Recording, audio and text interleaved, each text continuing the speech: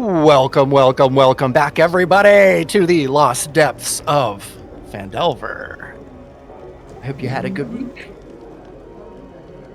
The enthusiasm's always like the crickets is on that one. I think we're all just too polite. Every week. Everyone's so polite, we're all waiting for each other to talk. Oh, man. No, it was good. It has been a week. Yeah? Well, hopefully we will be able to take the next couple hours and lose yourself in this absolutely crazy situation that we are in. In the moment. Oh, hell yeah. You better never let it go. You only get one shot. Sing it, brother. A little Eminem for everybody. We were talking who about are Snoop you and earlier. what have you done with Snoop and Eminem is coming. references in a night? I know, dude. I love it. I'll take it. That's right. It's true. Dude, I love it. I'll vibe with that all night. You know what they say? Rap is like scissors. It always God. loses to rock. Nice. How are we on audio? Is audio good? Yeah, we did the test. It should be. I mean, the music. Okay. Oh yeah, the music's I got it at 70. Okay, as long as you can hear it. Turn up a bit.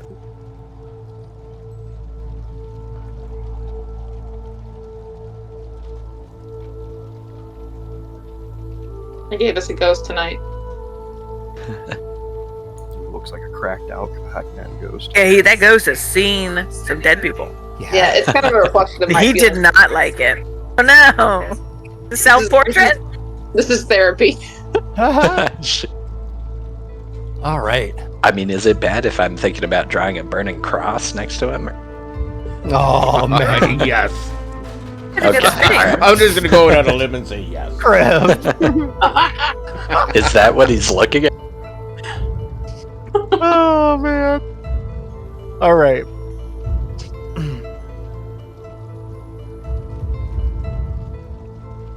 Concealing the amulet and Maul of Athazar at the docks, and in D1's vessel, and then later to Fyeth, the group descends to the lower lair of the inn to join a large gathering being held by the Croc Boss. Looking around, it's observed that one of Aliva's former instructors, a halfling, and a halfling responsible for Brandy's incarceration, are present, as well as others warned to be dangerous by Bricks. Sorry. Eavesdropping on conversations reveals information about two people mysteriously vanishing in the bayou and an upcoming meeting at dusk by the Old Willow. A mysterious drow woman calls Ronan the Marked One and asks for his blood. She then takes him on a vision that provides some context of a map that has appeared on his skin. She tells him that he must seek out the Ageless One. Meanwhile, an argument emerges with Barnabas and one Brandy pickpocketed the golden figurine from, accusing another named Grander of the crime. The confrontation escalates into a physical fight, so D1 instigates the large ruffian Earl to start a fight with others, which develops into a full bar brawl. As the chaos begins to simmer, Aliva approaches her old instructor, Sir Servus Lionstrom, learning that he was forced into exile and is here to a lead about his troubled son. Servus introduces Aliva to his comrade Asos, who has the knowledge of a wizard who possesses the power to play with time itself. Intuitively feeling misled, Aliva ponders the truthfulness of this information, becoming even more suspicious due to the unnatural stench of rot and decay wafting off of Asos. Soon, an announcement is made from the balcony, introducing the presence of the Croc Boss, who appears at the railing, peering down as a crowd forms, pandering for his attention. At this moment, D1 tells the man he had robbed that Earl had scammed him, having previously planted the evidence on Earl's belt. The man recruits some ruffians and brashly accuses Earl, resulting in even more degenerate behavior, which promptly gets broken up by an authoritarian-looking dragonborn. Figures approach from the staircase dressed in black cloaks, wearing circular medallions imprinted with triangle symbols. They then began to wander down aisles and take collections. D1 and Aliva place a golden coin on the platter as it passes, while Griffin, still assimilating to his new hands, places a juicy, rotten peach. The plates are placed on tables near the boss, as commotion stirs within the fighting pit, and men begin to dip their gooey-covered hands down into shards of glass. Patrons gather around anticipating a very bloody encounter and a night of entertainment. And that's where we're going to begin this evening. Yeah.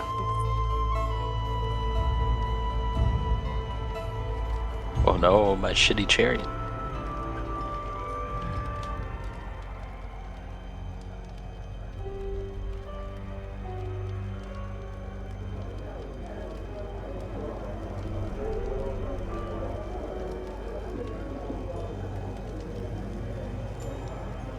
All right. So, as you all continue to take in the sense of the room and the sights all around you of all of the shaky, shady, greasy-looking characters, there are a few that you notice kind of around the fringes of the room that seem to themselves. One in particular is a very skinny kind of humanoid. It's hard to tell exactly what they may be. Male, female, human, elf. It's hard to say. They're wearing a pretty heavy cloak. Dark green fabric, seems pretty thick. Some stitching along the hemming and the outside edges all the way down, almost like a silver color from what you can tell every time the torch light hits it. It kind of flickers and glimmers at you in a moment. They're in the corner. They keep to themselves. They seem to be smoking a pipe, long stem pipe that kind of comes down very low before it kind of bubbles back up from the bottom. As they kind of light their pipe, and you can see puffs of smoke kind of billow out from the corners of their mouth. The fighting pit begins to the people in it begin to stir a bit. You can hear the ruffling of the dirt kind of in the pit as the different men get ready to fight, and they look up in anticipation to the yeah, I know. Still in anticipation of the boss.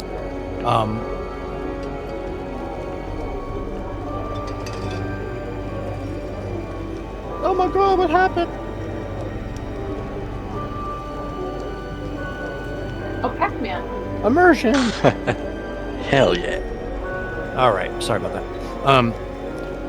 You see kind of the snout of the boss kind of behind the long table, and you kind of see a form, and before you hear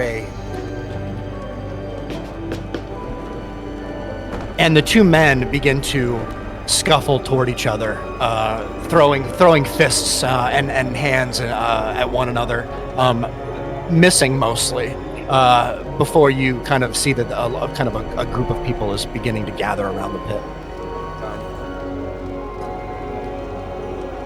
Of things here. Brandy, I think you're closest to the bar, if I remember correctly. Yeah, I think so. So you notice there's a man. He hasn't really moved. He's been there kind of since all the other side of the bar, like the other corner. And he keeps kind of to himself. He's a bigger man. And he just keeps looking over in your direction, over in just at your group in your direction. Keeps looking over, glancing over, and then looking back. And like taking a drink. And then he kind of looks off into the just kind of stares off into nowhere, and then looks back over at you, and then takes another drink, Yeah, I mean, I feel like if someone kept looking over at me, I would definitely like make eye contact and be like, can I help you with something? Are you gonna walk over to him? Yeah. Okay. Yeah. Let me.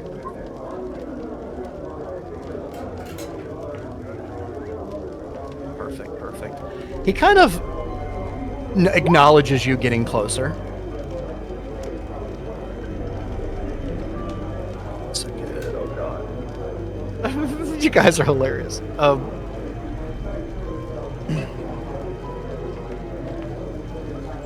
You see him kind of sipping, and he kind of looks down at you.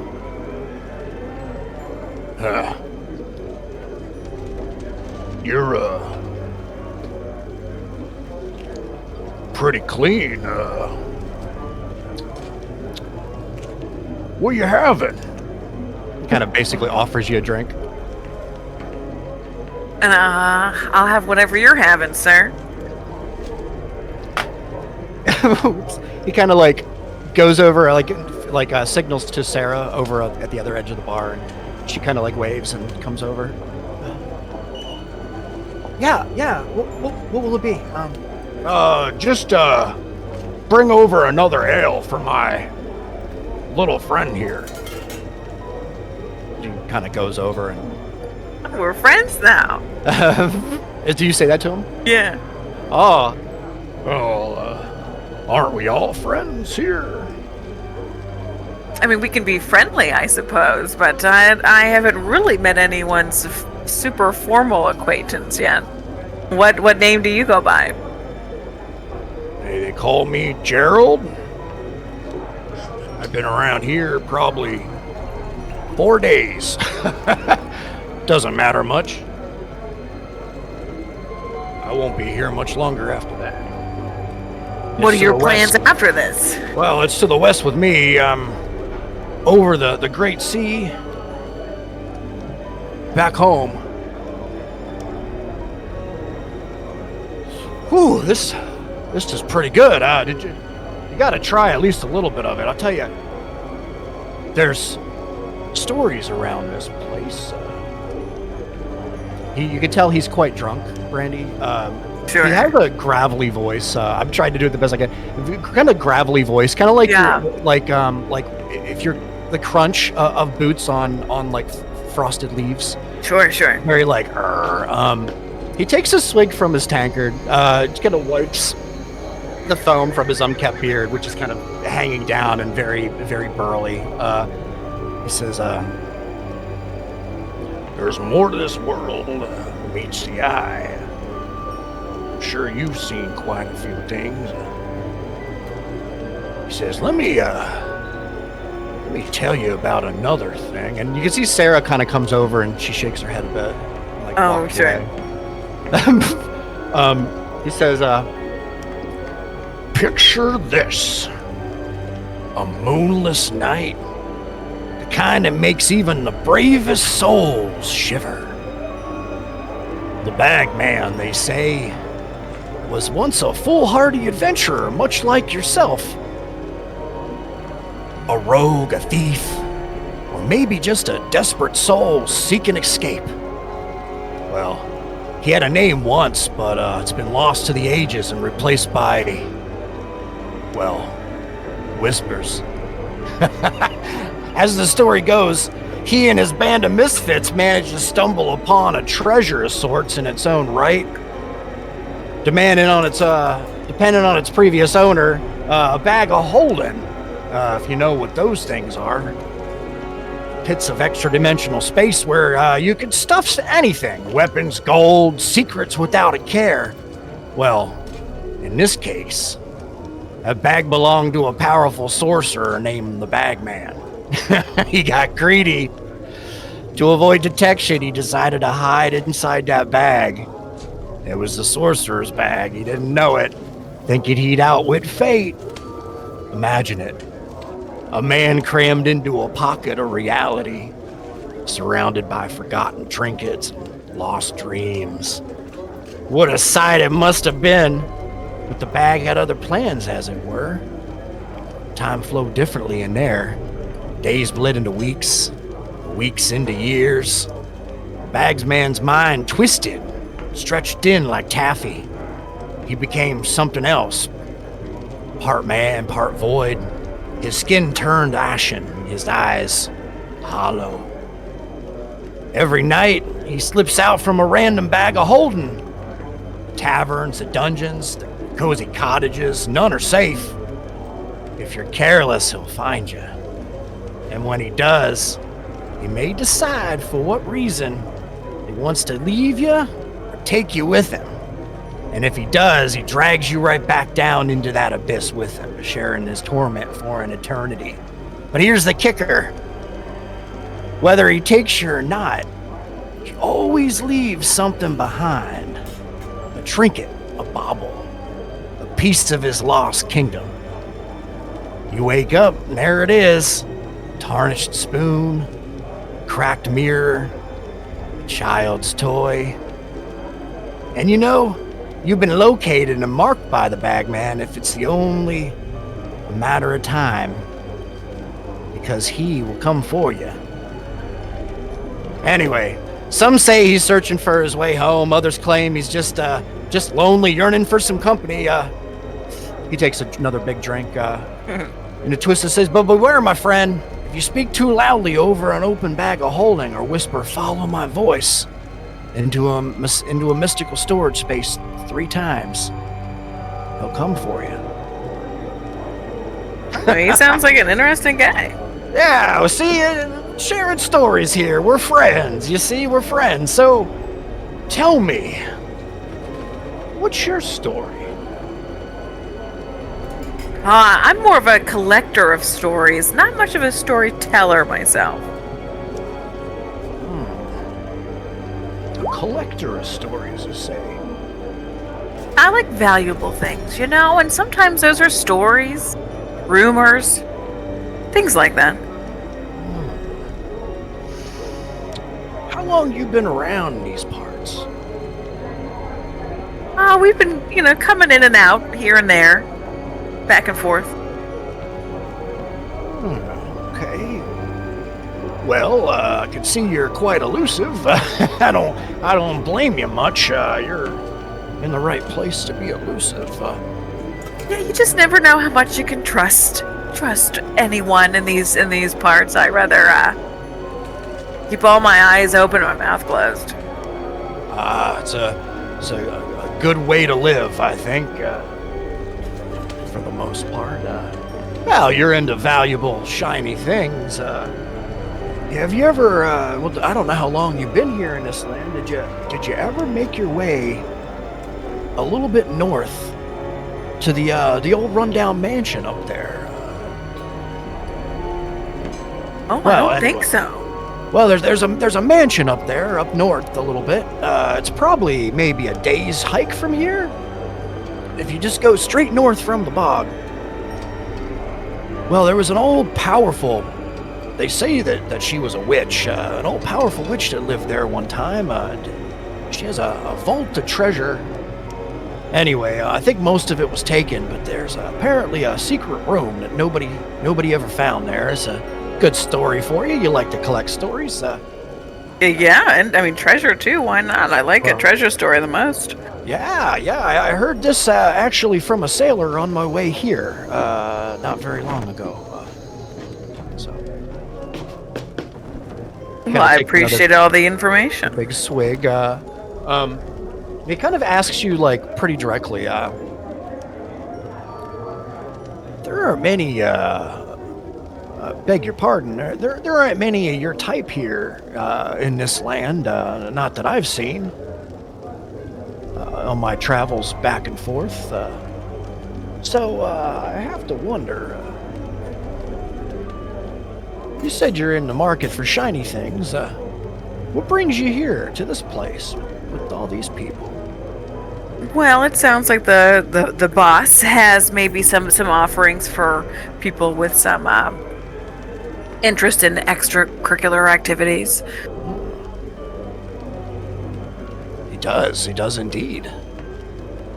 So I wanted to see what he was like, what he was into, what employment from the boss might offer.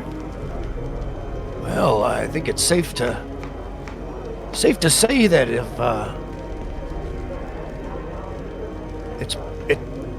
it'll be as good as you can make it. It's kind of like the second time you guys have heard this this phrase. And you can see like a shimmer over his eye for a moment, just for a moment, Brandy. Almost like he's really sure of himself when he's Sure, yeah. I feel you'll find more than you bargained for. But what do I know? I'm just a dumb drunk. He's like sitting here, like he seems to look around like nervously for a moment, like to see if anybody's watching him, looking at him, and then he kind of takes a drink. Sure.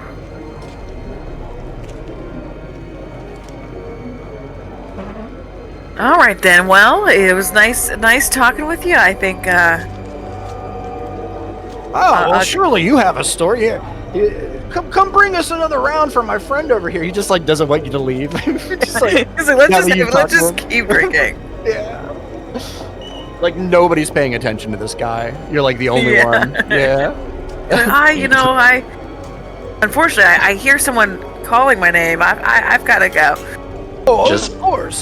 Just buy him a drink called the Cosby Special. Oh, jeez. Nice. That's all you need. You're a rogue. You can literally disappear in front of him. That's hilarious. All right. Disappear I back into the need- crowd, That's totally fine. backing Yeah, you away, can- just like, yeah, you can go away. like backing away, waving, like, okay, nice talking to you.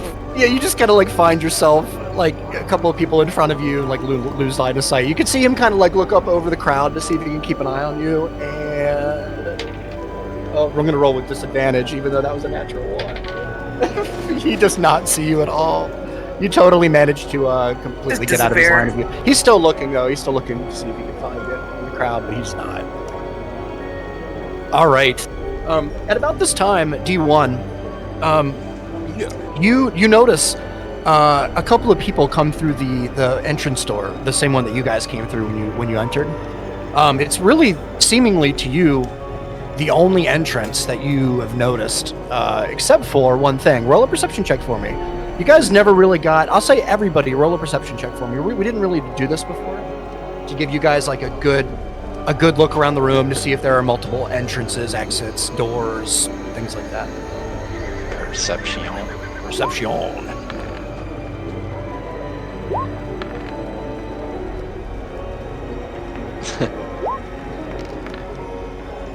Oh, there you natural go. 20. Nice, Oliva. Yeah, That makes for total sense. once I perceived something, You did. You absolutely did. and it would Um, make sense that I would notice the exits and the doors, considering I can Yes. see nothing else about anybody in this building. Yeah, you would. It's right. I mean, it's so funny that happened. We're missing somebody. Who are we missing? Brandy. Aha. There you go. 18. Okay. All right. So, Oliva, let me start with Griff. Griff D1. You guys look around the room. There's a couple of little like nooks and crannies that you see around like the circumference of the room. It's really hard to see above anything on the upper balcony because you guys are on the lower floor, and it's pretty dark. Ronan, you do see, you and Brandy, you both see kind of, there's a doorway underneath the balcony that kind of leads somewhere else. There's like a pretty large door there. And from what you can tell, there's a guard or somebody standing beside it. You don't know if it's a guard or just somebody standing there or whatever, but somebody's standing beside the door. Oliva, not only do you see multiple ins and outs of this place, like little areas in the corner. One in particular, in the very far right edge of the room, kind of south of the bar, there is a group of tables and some barrels and boxes and crates and such. And as you walked by earlier to get to your current destination of sitting next to Cerebus and having a conversation, you noticed there was a hole back there or something, like they were obviously covering something back there. There was a hole or an escape route or something definitely back behind all of that mess. Like a Silent Hill 4 hole or like a doorway? Like somebody took the stones and stuff out of the wall there so that they could get back behind there into another room perhaps, or another hallway or something, but it's been hidden with stacks of barrels and crates and rope. Okay, so we have like Silent Hill 4 happening. Yes, basically. All right, great. Okay. But there are other, it's pretty deceiving because there are kind of cabinets and stuff too, all kind of laced around the room. One in particular, this is because of your nat 20, one in particular on the other side of the room, kind of directly underneath the main balcony where the boss currently is sitting, there is a pretty large cabinet, like with a glass front and like it's like shelves and stuff inside there. Seems like there's some pieces of pottery and such, but what you find interesting is there's a scratch mark along the floor, a half moon scratch mark that kind of basically says to you that there's a door there and that it's basically just being hidden by this cabinet in front of it. There's also the entrance and exit that you guys came through, that you see that too, and also above on the second platform there's also another door up there that you can see. Just out of curiosity, what is like the light situation in this place? Are there like big chandeliers, like torches, like anything hanging from the ceiling? No, this is a great question. So the room is predominantly made out of old shipwrecked parts. So beams from ships, planks, there's barrels, pieces of barrels that are repurposed as stools and things like that. There are tables and such. The lighting itself is mostly bunches of candles gathered together on candelabras in different areas, of some attached to the walls. There is one big central chandelier, if you will, that hangs from chains directly above. And it kind of hangs down, it's probably, I want to say maybe 5 feet all the way around, and it has candles all the way around it on 3 different levels. So the first level, second level, third level. So it's very bright in that particular area of the room. And then the other parts of the room where it would be more dark, there are more candles to supplement that light. It's the center of the room, not over the crockpot himself? No. You know what? Here, I think it's time to do this. This is going to take away your immersion a bit. I'm sorry for that. But you guys have been troopers.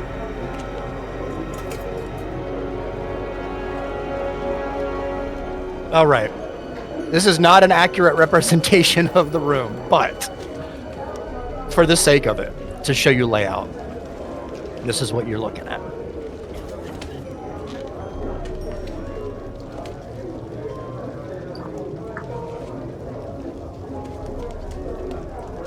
Oh, my screen is a little... Yep. Okay, there we go. Yep, so probably back out and then back in. I have a lot of areas blacked off, so you can't see it. I had to quickly refresh, but yeah. Kind of a big map, yeah. This is just for representation. Yeah, so again, I don't want to take away from your immersion. Whatever picture in your head you had is probably way better than this. The maps will be better going forward. It's just this is. Oh, that's good. Yeah. All right. Nice. So this is kind of like to give you an idea of where everything's laid out and stuff. Sweet. All right. Oh, sorry. D1. There was a whole point to that, wasn't there? ADD. You notice real quick before, because I knew you wanted to do stuff. You notice 2 people come through that door, that entrance, D1, the same one that you guys came through. You notice 2 of those people, but the thing is, they are 2 of the 3 people that you saw at Hedrick's house through Rummy's eyes. Okay. So 2 people come in, not 3. Not 3. I'm gonna keep an eye on them, but I'm not gonna approach them. Sure. Yet. Okay. They kind of come in the room here. I should probably have a token to represent them, but this is exactly why I didn't want to use a map. So they kind of come into the room here, and they look around. They don't see you. They just kind of get a general, glimpse of the room, D1. And they make their way over to the bar. I'm going to switch the map back if that's okay, guys. Yeah. Yeah. No word.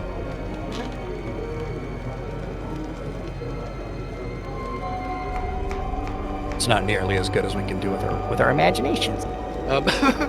This is a bad representation too. So, is there anything you want to do with that information? You just kind of want to watch them, just observe? Yeah, I'm just gonna make note of where they are in the room, and Okay. just keep an eye on them. Yeah, you notice the sashes. They have like gold sashes. You notice it's the two that had it on their right, this draped around their right shoulder instead of their. Remember, there was two with the draped on the right and one with the left. This is the two draped with the right. No perceptions needed for this. You saw them as soon as they came in. There was no surprise. There was no stealthy. They came in just normal, ordinary. So no necessary extra rolls for that. We're still linked by the elixir of. You are. Okay, I'm gonna in our minds inform the rest of the party. Those two guys that just walked in with yellow sashes, they were the ones that were banging on the dock door earlier. They seem harmless, but keep an eye on them.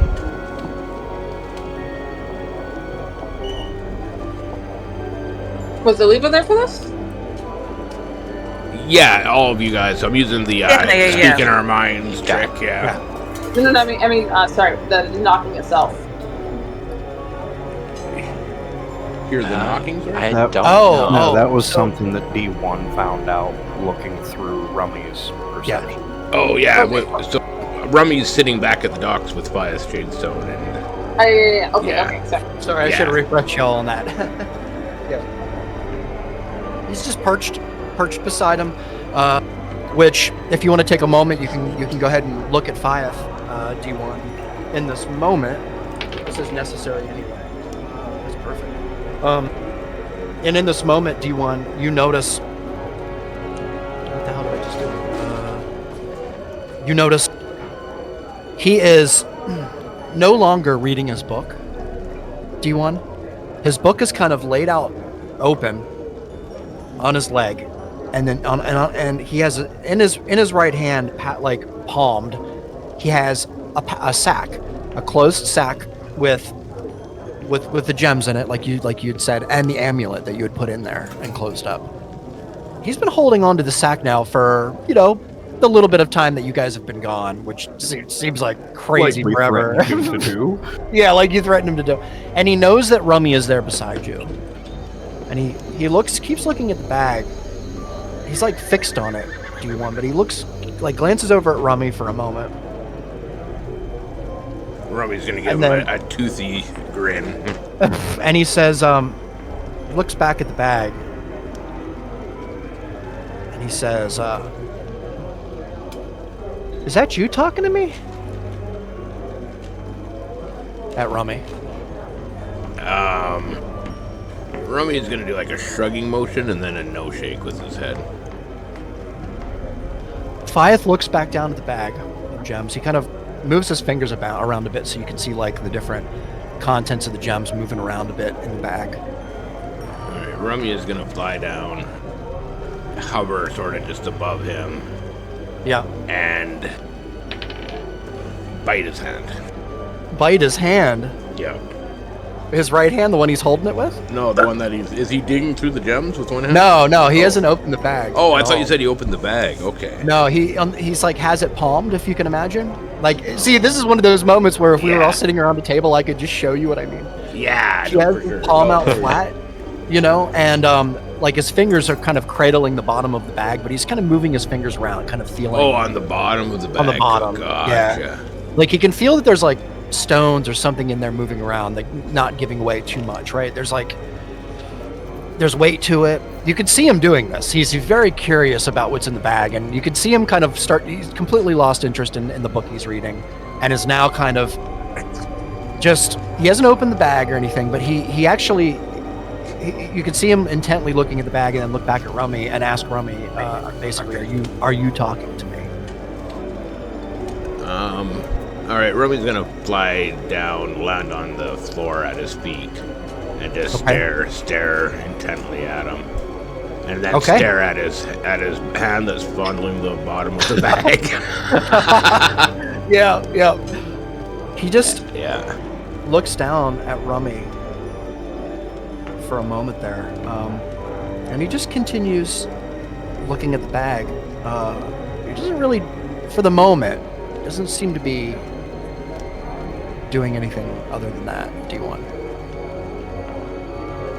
All right. Yeah. I'm just gonna keep an eye on him.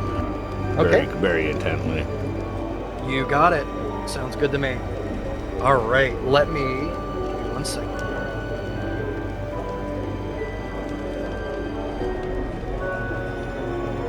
All right. Does anyone want to? And I'm kind of like pushing this out. Aliva, I knew we were doing some really, really interesting stuff with you. You're still sitting at the table here, with Service, and ASOS. Is there anything in particular you want to do here before we?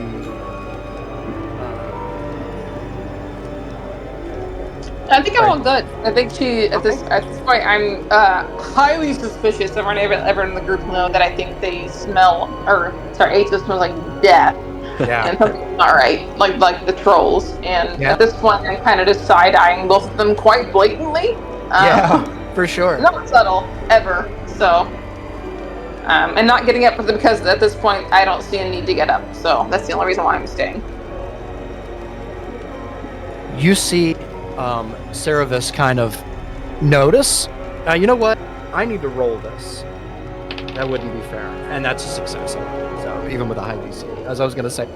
I'm like wondering, like, would he have noticed? And I think so. So, especially with the way that, the way that Aliva kind of, like, you know, is not careless, but like, yeah, like she just, she's... So yeah, he notices, and you see him kind of look over at ASOS for a second, and then ASOS, like with a stern look, almost, you see ASOS kind of like big, his eyes get big for a moment, and then he kind of like, and then looks down at the ground. Service kind of leans in closer to you because you're all kind of sitting together. Leans in closer to you, and he says,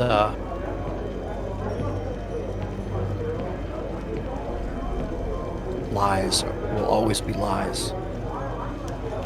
But truth is something that can be manipulated. At least that's what our friend here thought. You have to understand.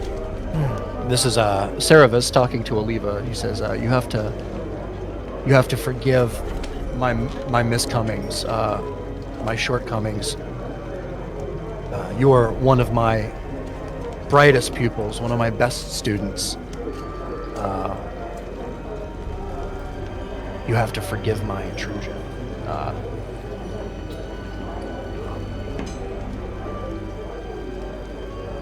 I am running from our order. I was caught meddling in ancient magics that are forbidden. You know very well of the magics, and unfortunately our friend here, or my friend here, is the result of that meddling. And now I'm up to my pointed ears in debt, if that's even a thing that I can do. So that is why I'm in this place, this den of snakes, this horrible collection of miscreants. Forgive my words of your companions. If they are here for the same reasons, then they are the same. But you are better than this place, Aliva. What truly brings you here among this den of snakes? You're correct. I am better than most of these people here. But my business for being here is my own. Certainly, since you are using metaphors to hide the truth behind your own quote-unquote meddling. And you are also correct in that my companions themselves are lacking certain attributes that I would find appropriate or even wanted, but nevertheless, I don't really feel inclined to answer you, to be honest. Like you said, you're hiding from the Order, and you're meddling in things you probably shouldn't have been, and I'm curious as to what you think you know about me to say that I'm familiar with these things.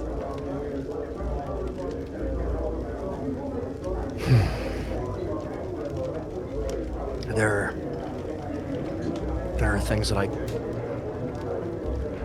not at liberty to speak of here in this place.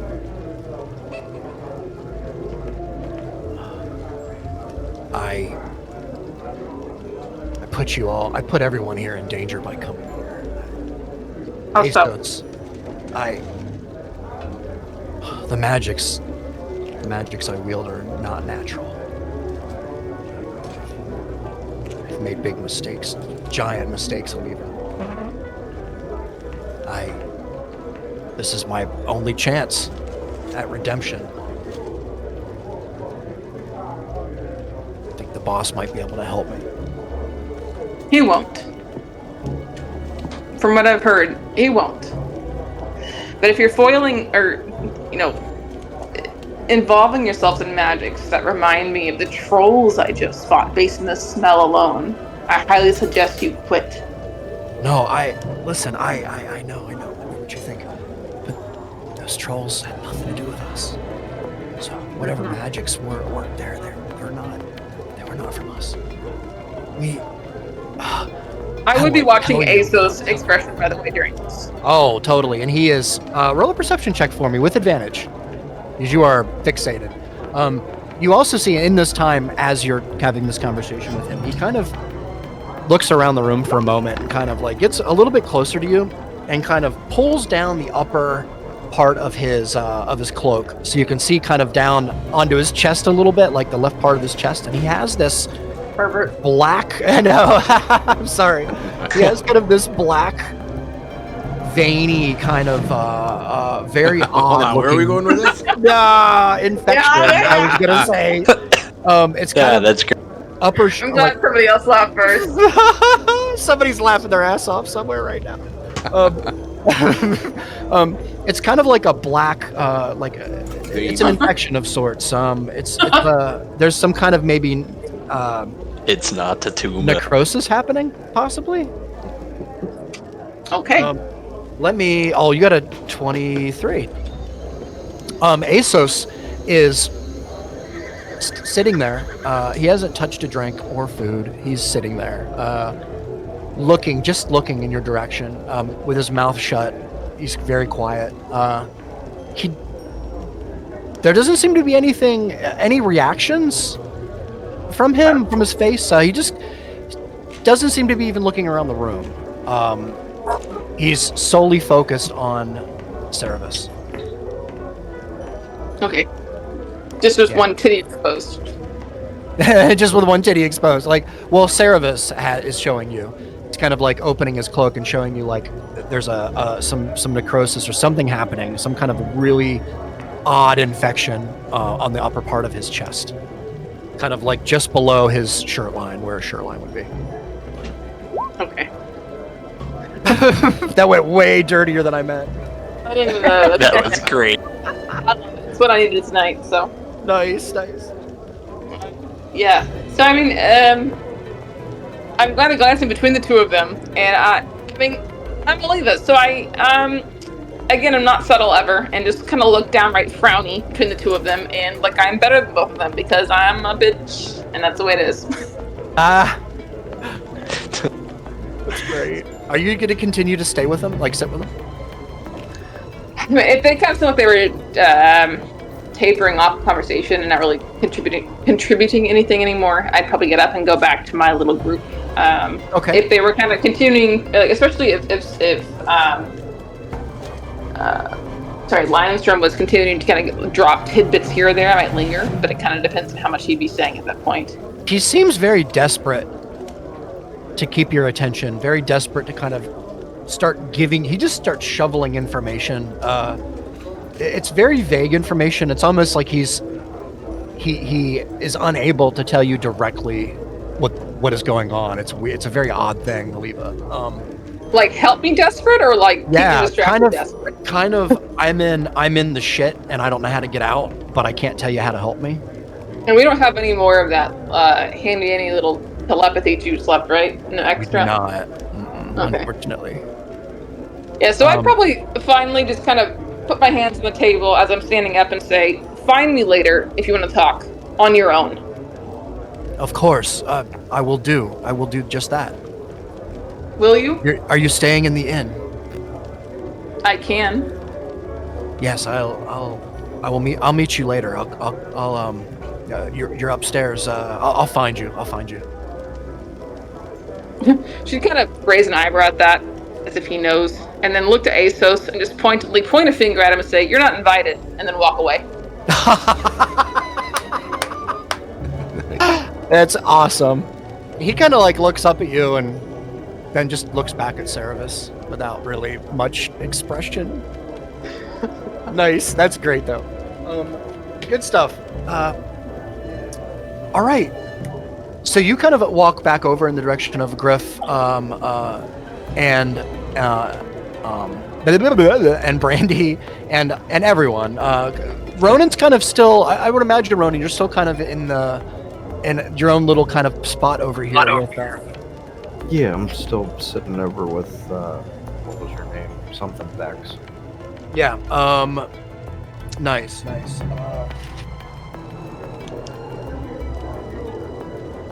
I did want to ask her what her intentions were with my blood. Did you just ask her, like flat out? Yeah. All right. So you just like lean in and ask her, like, what are your intentions with my blood exactly? She says to seal a pact that I never should have made. Care to elaborate on that? Roll a persuasion check. How is my blood going to help you solve a pact? That's a great question, Ronan. Great question. Roll a persuasion check for me. Yeah. That is a 10. Do you want to keep that 10? Yeah. Okay.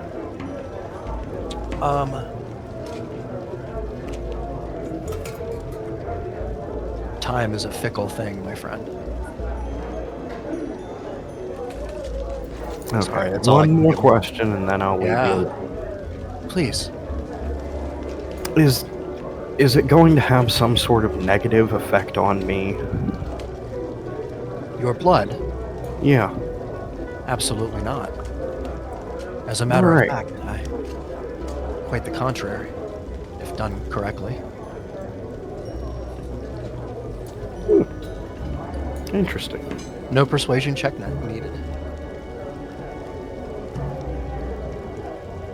Is there anything else you wanted to ask her? Nope. No? She's just kind of like sitting there. She has your attention fully. She's absolutely distracted by you sitting there. She seems more, aside from the fight that was happening earlier, she seems mostly interested in you more than anything else in this room.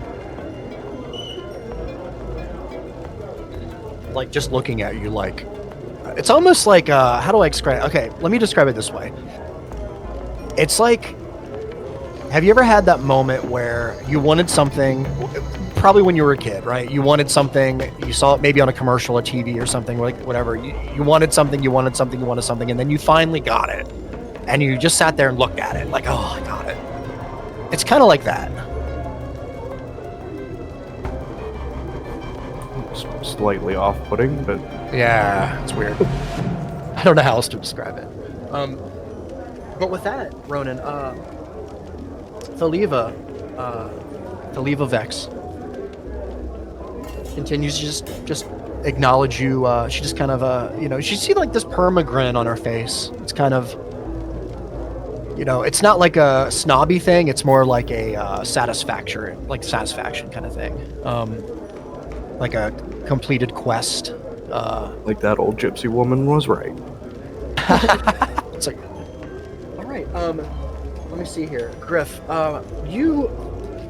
let me just I'm go to just you real still quick here before we move on, because I know I'm trying to slamming beers while all You these... are slamming beers because, bro, you just won an arm wrestling contest and are the champion currently. I'm the champ.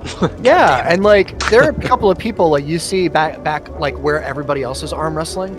You could see them kind of looking back at your direction.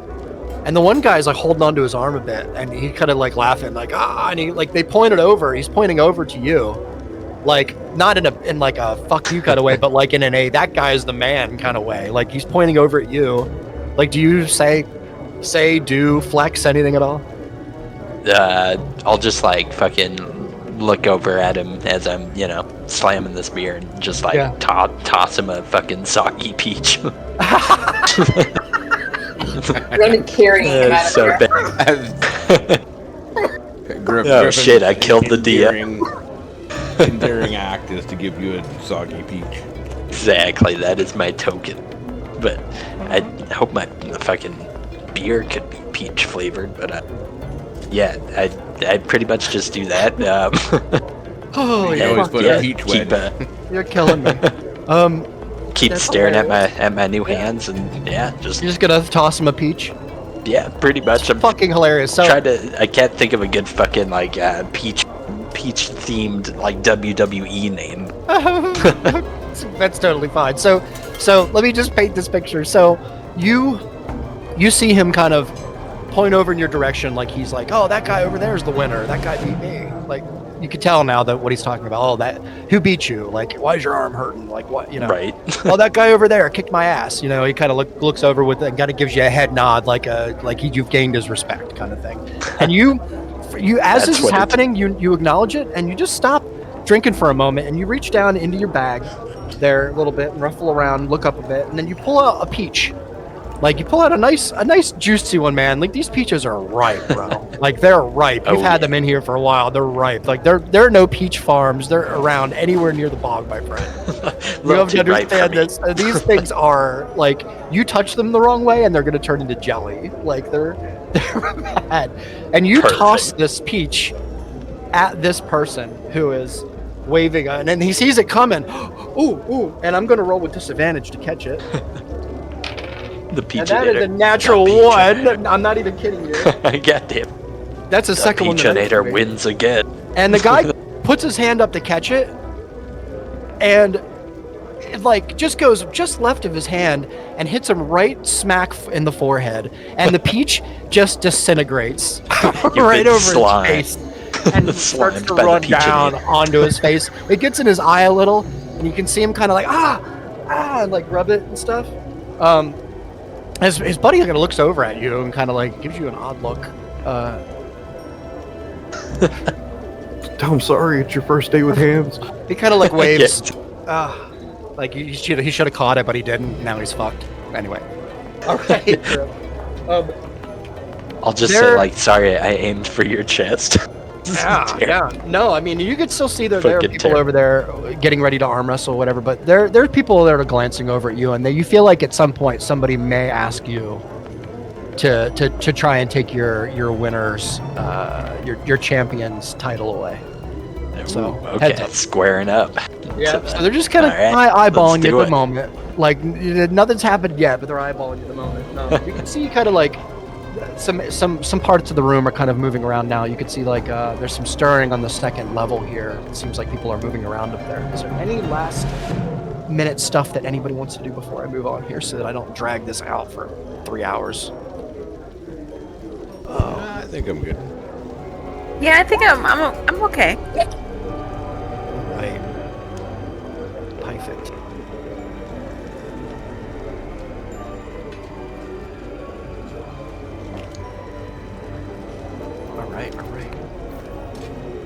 All right, D1.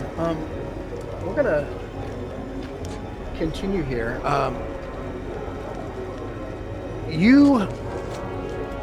What would you like to do in the moment, D1? You have a moment here. I'm gonna walk over to the edge of the fighting pit and look down and see what's going on. Yeah, for sure. You get a really good look. It's like 3 or 4 steps in that direction. You can see like pretty well down into the fighting pit. There are two very large men, human, with their shirts off, kind of in kind of like rags, basically for pants.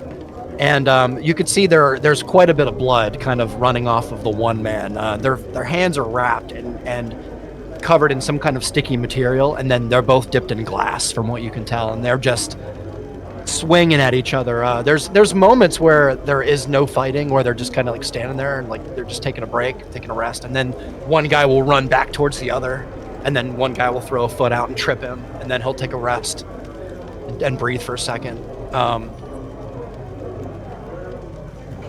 Okay. You also notice, I should say this too, you also notice one thing.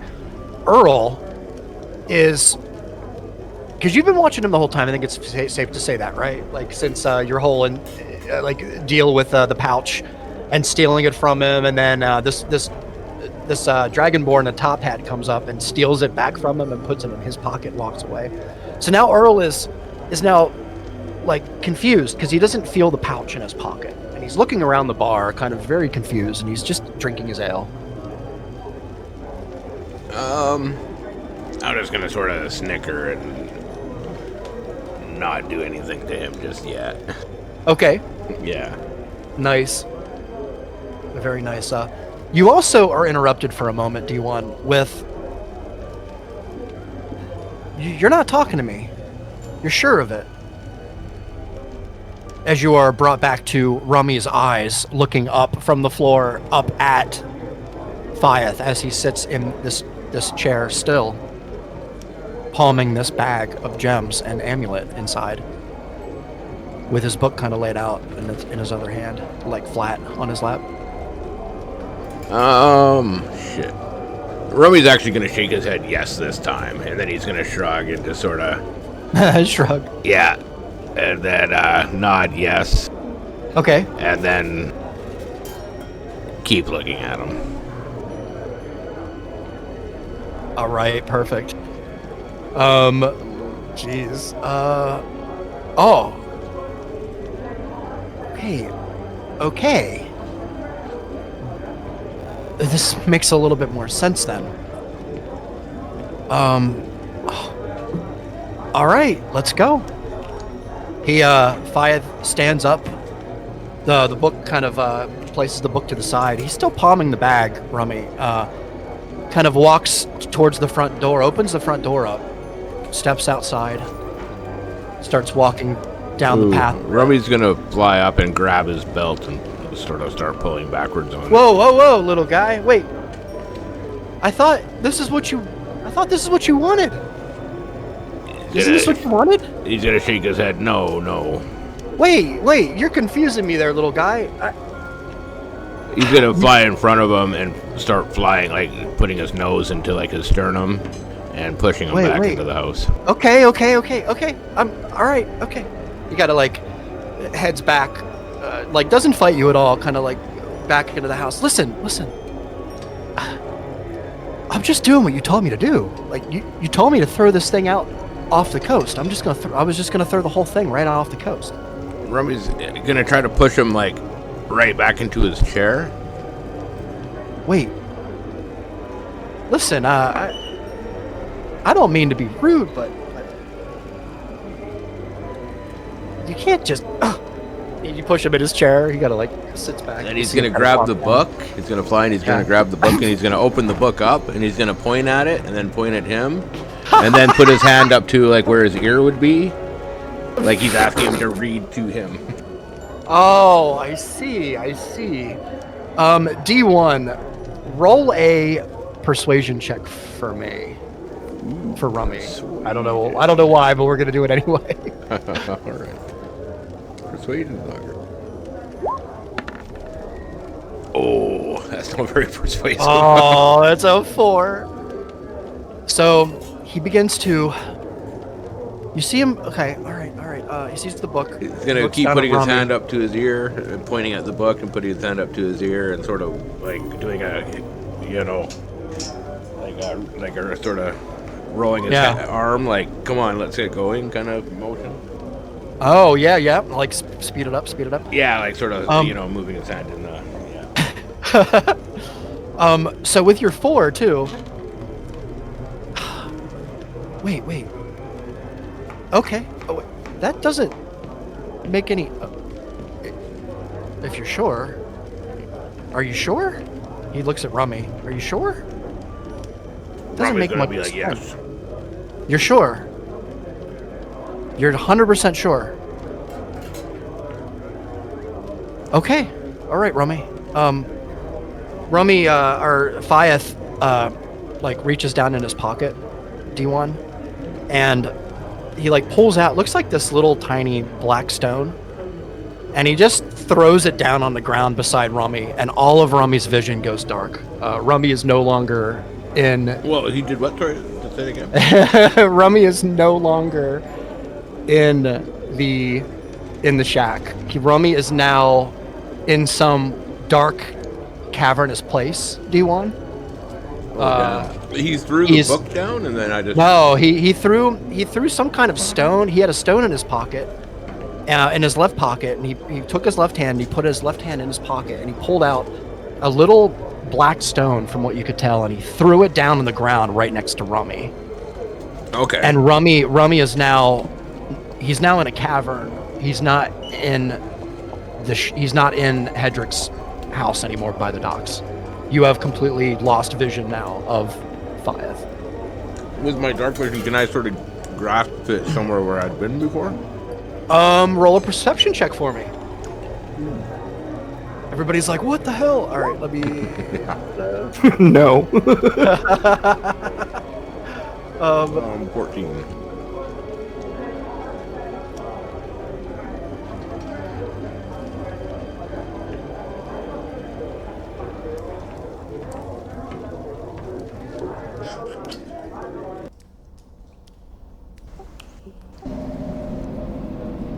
Bad sound. Sorry about that.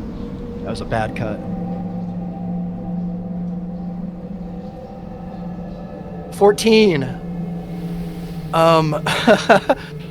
One cave looks like one cave looks like one cave, especially where you are currently, D1. You are, it's seemingly on a platform with water all around you. There's cave above you. It's really hard to make out, but Rummy can see. You can see kind of like about 70 feet in front of you is another wall. This is a huge room wherever you're at.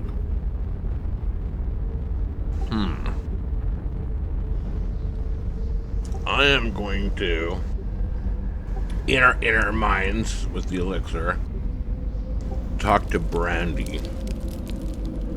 And I go, Brandy, we have a situation here. That, Bias dude at the docks just somehow banished Rummy to a cavern somewhere. We have no eyes on him or the amulet currently. Could you, shit, well... Are you able to send... What's the range on bitters? I think it's only 100 feet. Bitters is 100 feet. I don't know if bitters can reach that far. We definitely have a situation here. I mean, the other option is one am I able of to hear us this? sneaking out. Yeah, I'll be Yes. broadcasting it to everybody in the mines. Oh, yeah. yeah, sorry. He can't. Yeah, it's sticky. He can't, like, I don't know, because you can't re-summon him. I can do that once a day. And I can go. I can go check. I mean, I could go with her. Nobody's expecting me here, so. do the two of you want to go stealthily check what's happening? I think that would be the best idea because we really can't lose that. I want You that guys amulet. have dark vision or something. I know you do. Something to see with, I guess. I have dark Yeah. vision, right? Even if you can just get within 100 feet and send bidders in Sure. to scope it out before you guys go in, but whatever you guys decide, probably a good idea to. Why would he? Why? I mean, we trusted him with the thing. He knew Rummy belongs to us. Everything was friendly. Yeah, I think it's too much of a risk to just trust the guy. Well, I think we should go check it out. Why would he banish? Why would he banish? Because you can't trust people. It's not for a good reason, that's for sure. We'll go now. All right, we'll try to hold down the fort here. If you need any help at all, hopefully this connection that we have has a range that you can shout at us. In case you need the help, keep in mind that cabinet over there. Aliva nods for the cabinet. There's a doorway behind that. Ooh, nice, Leva. Interesting. I figured there had to be a few entrances to this underground dwelling here. I mean, I get it from the table without another word to Lionstrom or Asus, and I would just be like, nod to them kind of stiffly and start to literally walk toward the exit of the building. Oh, you got it, Aliva, for sure. And you make your way towards like the middle of the room where the fighting pit is, and then back towards like the entrance where you came in, and The music changed. I know, I'm sorry about that. So one of these times I'll get way smoother attack. The drop. I try so hard to do that well, and it's like, So yeah, you move closer. Closer to the entrance, and just by the door there, you see Bricks kind of just standing there. He doesn't seem to have moved, which is odd. You're just looking around the room, back up the boss where the boss is, and back around the room. And right before you leave, Bricks kind of says to you, like, "Oh, are you leaving?" Is Brandy with me or no? Yeah. So yeah, I would look at Bricks and just nod. Yo. Yeah. Oh. And you will move Are you coming back? if I want. Yeah, we just gotta use the ladies' room. Oh. Roll a What's your persuasion Brandy? check. Actually, would it be a deception check? Are you actually like? I'll leave it to you, Brandy. I mean, I also might have to go to the bathroom, but I mean, that's we'll say deception. This is like one of those moments Meanwhile, where you I'm like let your crossed player out. choose. Yeah, that's so funny. How I bet you that'll never happen again. Like, I'm just trying to take this moment in. All right. Let me see. 17. I think a 17 is really good. I don't have. Yeah. Okay. Yeah, we'll be here. Listen, I think the boss is gonna start soon. And you know, for the family and everything. And I kind of just make sure you make it back, all right? Oh no, We have to pee.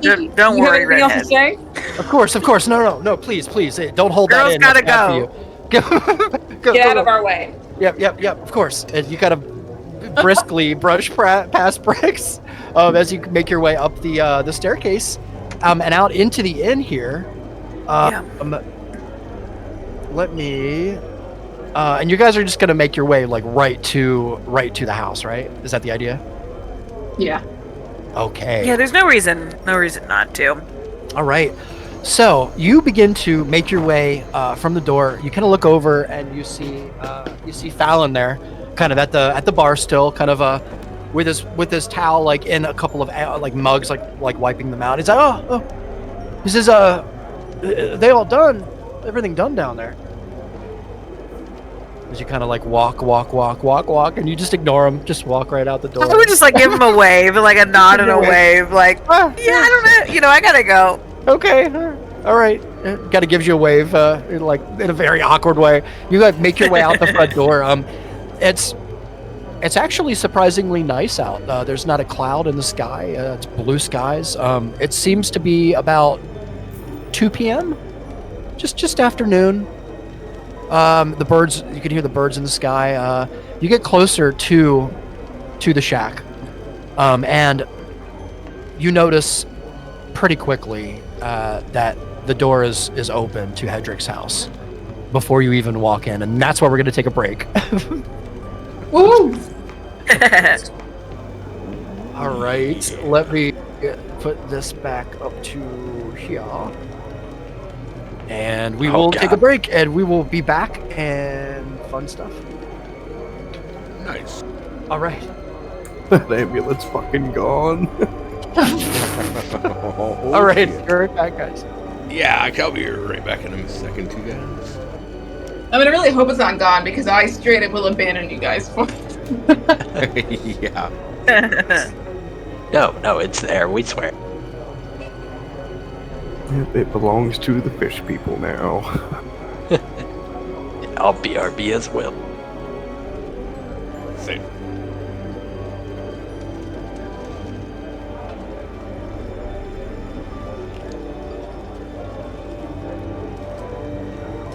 Just picturing Brandon being like, we have to pee, and I'm standing behind her, awkwardly crossing my arms and glaring. Sorry, we have to go.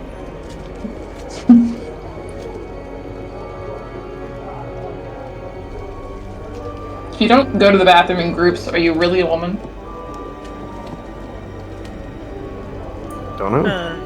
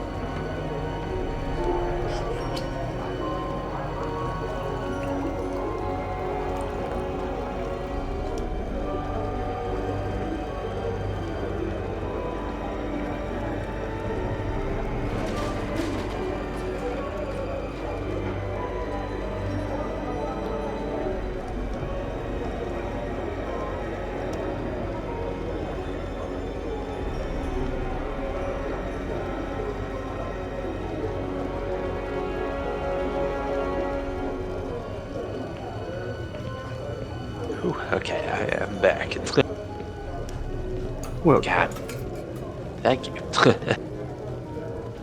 Fuck, it was raining super hard just now, and it's like, whenever it rains, like, the plants or whatever, like the pollen around here, it starts, like, just affecting me super, super hard. It sucks. I, like, get, like, extremely congested.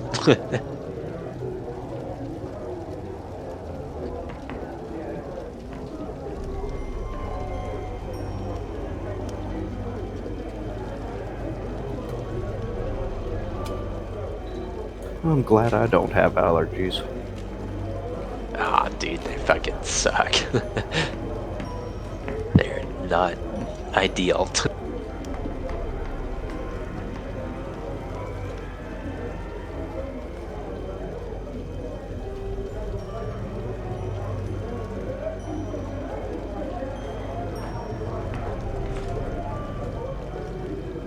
I mean, luckily I just sound like I'm sick, like, but yeah.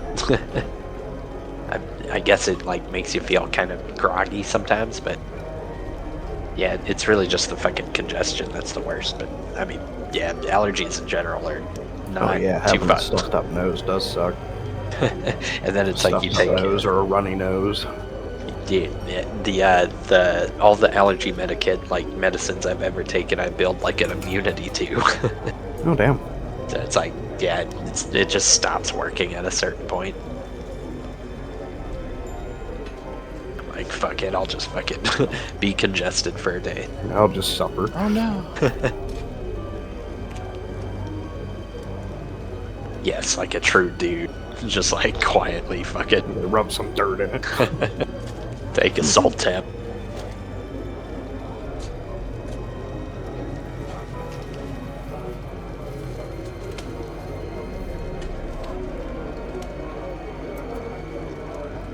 Trying to remember which Crocodile Dundee movie it was.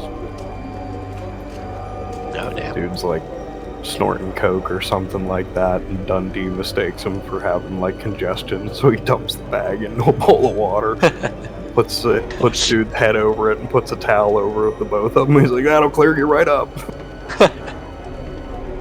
I've always wondered if there's any truth to that. Those movies are like, yeah, haven't seen those in so long, man. They're good movies, though. Yeah, they're like before Ace Ventura, I feel like, before that era. Kind of like paved the way. I think you might be right.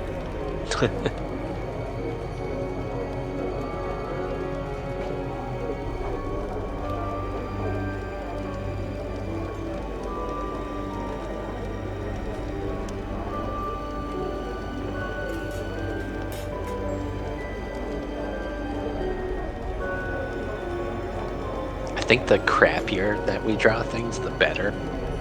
Because it lowers the expectations of the next one.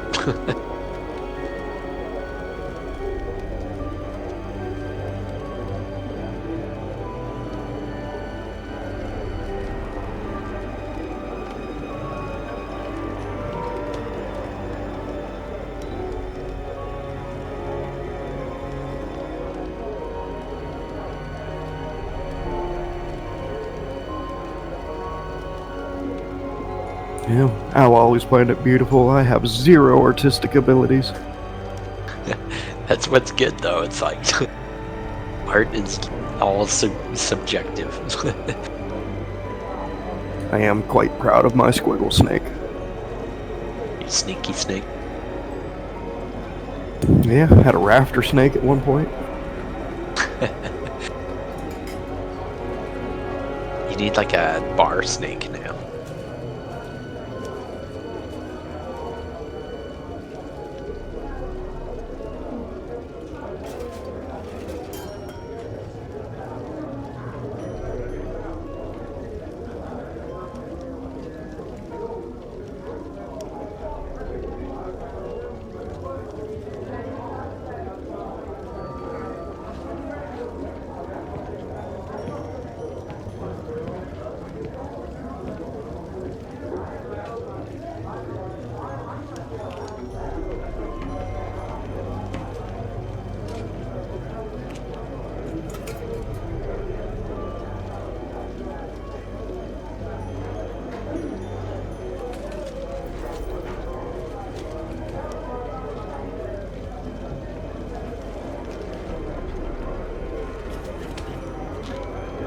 Oh, hey, I'm back, ladies and gentlemen. What's up? Yo. Welcome back. Okay.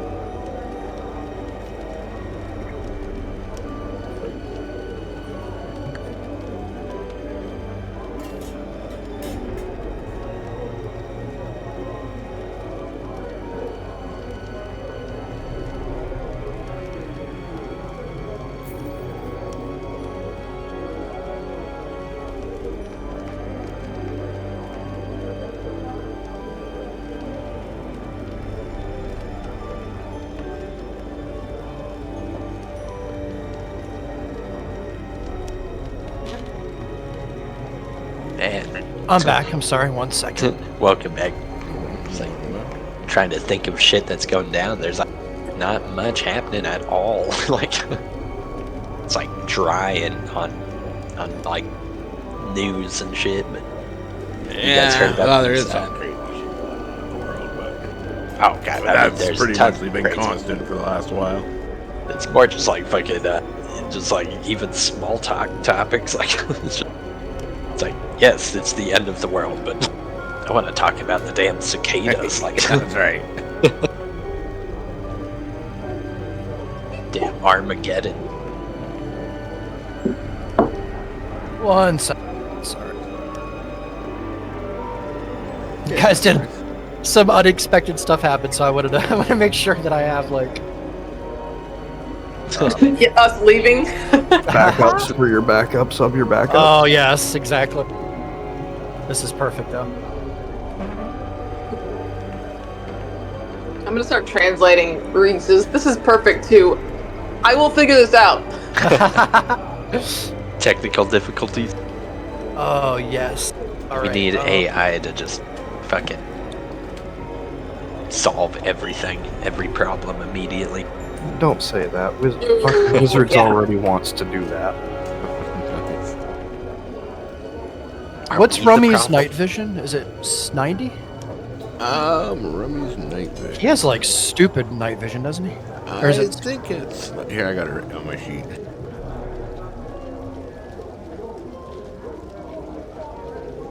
"60 feet." 60. I was gonna say Okay. it's thank you. probably 60 or 120.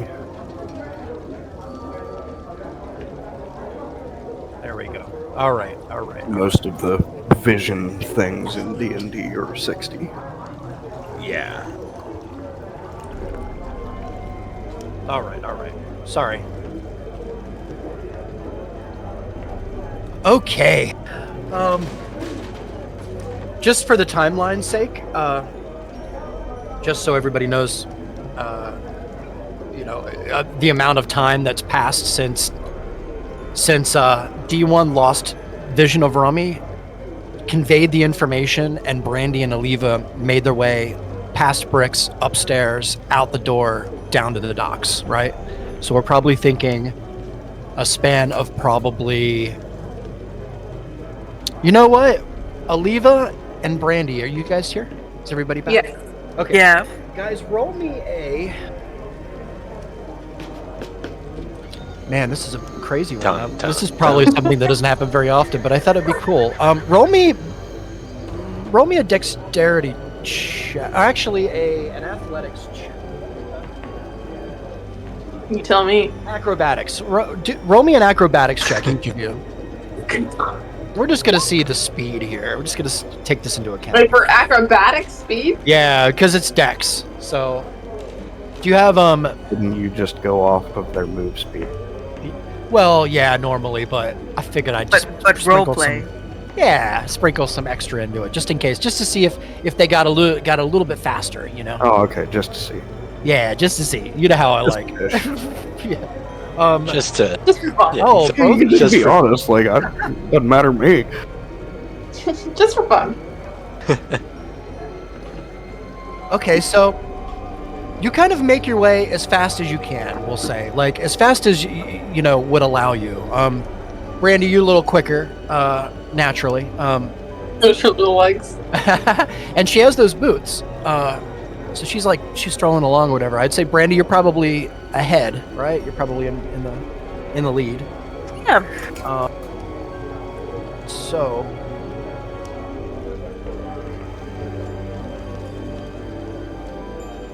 we'll just. I wasn't ready for this, so I didn't have all the music queued up. So you run kind of close to the docks, yeah? You're just kind of like not doing this brisk or not doing this stealthily. You're just kind of like making your way there as soon as you can, right? Like we already did There's, the break. bidders with them as So- well. Yeah. So you make your way to Hedrick's house. The door is wide open. It's the first thing you notice. Do you go inside, or do you continue down? Like, what do you do? Well, the last thing we know is that, like, right, it disappeared in the actual house, or no? Well, In the it's- dock, I mean? It's hard to say. Well, when you lost sight of Rummy, When D He was inside. yeah, he was inside sitting down. Yeah. I think on the way there, then I would mention to Brandy, like, I don't know, one of us goes inside and the other one continues onto the dock. Like, split Okay. up. Yeah. I think I Sure. would send you inside. Okay. Yeah. And I would just shoulder the door open. No finesse whatsoever. Yeah, the door's like wide open. You look inside, and there's no sign of Fyeth. There's a little bit of black smoke lingering in the air here, kind of over near the chair where he was. Would I have any reason to recognize what that was, or no? Roll an Arcana check for me. Actually, you might know. Yeah. Based purely on your academic. Yeah.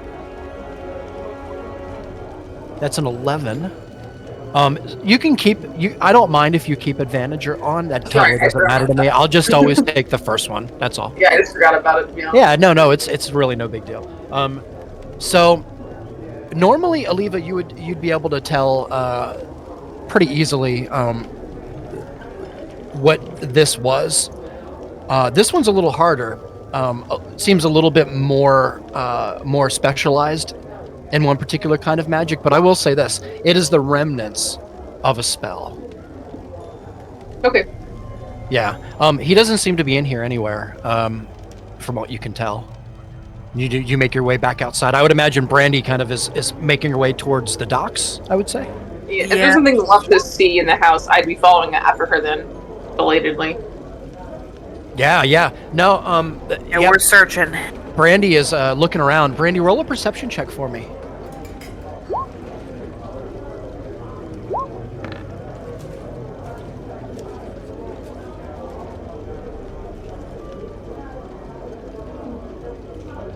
Oh, 17 is really good, Brandy.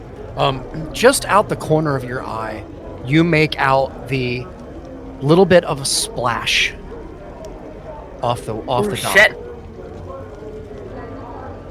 Yeah, I mean, I would definitely run over there immediately and investigate and see if I can see anything. Sure, Brandy. You run over pretty quick. You make your way fast. You run over there, and the dock is quite slippery. Roll a dex save for me, just for fun. Just for fun. Just for fun. I'm gonna get you guys so hating that. 12. That's so funny. You kind of slip a little, but you catch yourself. Yeah. Okay. Good. As you kind of make your way to the edge of the dock here, and you look off, and you see just as you get there, you see kind of like the boom of the water as something has unsurfaced from the water. Like something either went into the water and is going down into the water, or something is like came up to have a look and went boom back down. All right, I think I would look to see. I would assume that Aliva's probably catching up to me pretty quickly. Yes, she's like right behind you now. She's like definitely catching up to you now. So I tell her, hey, there's something in the water over there. I don't even know if it's related or not, but that's the only clue I have of where this guy has gone. A little bubble of water over there. Don't drink the water. Yeah, and is this nowhere near right where we actually cover the hole up inside the dock? Like on the inside? This is right off the docks. Actually, I'm going to give you the picture here in 2 seconds. I just, for some reason, it was glitching out. Here we go. Sorry about that, guys. Fuck. Having all kinds of issues tonight. I don't know why. There you go. Yay, map!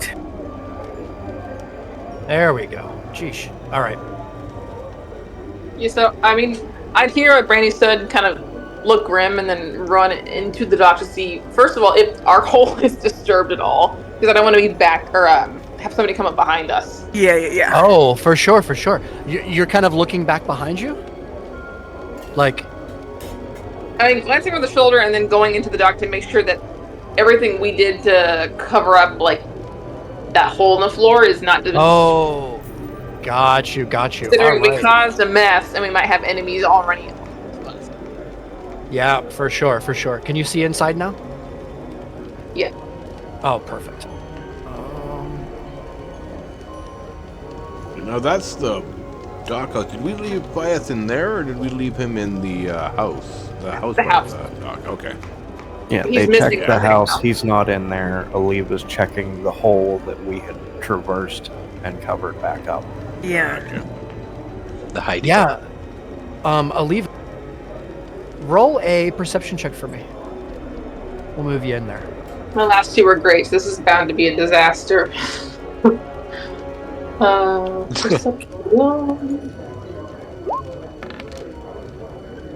16. Okay, I'll take it. There doesn't seem like anything has been moved at all from what you can tell here. The chest is still flipped over in the same spot that you guys all put it in. You threw the oars in on top in a weird way. Everything looks the same from what you can tell. Okay. Yes, I'll probably go back outside then to be by Brandy. Sure.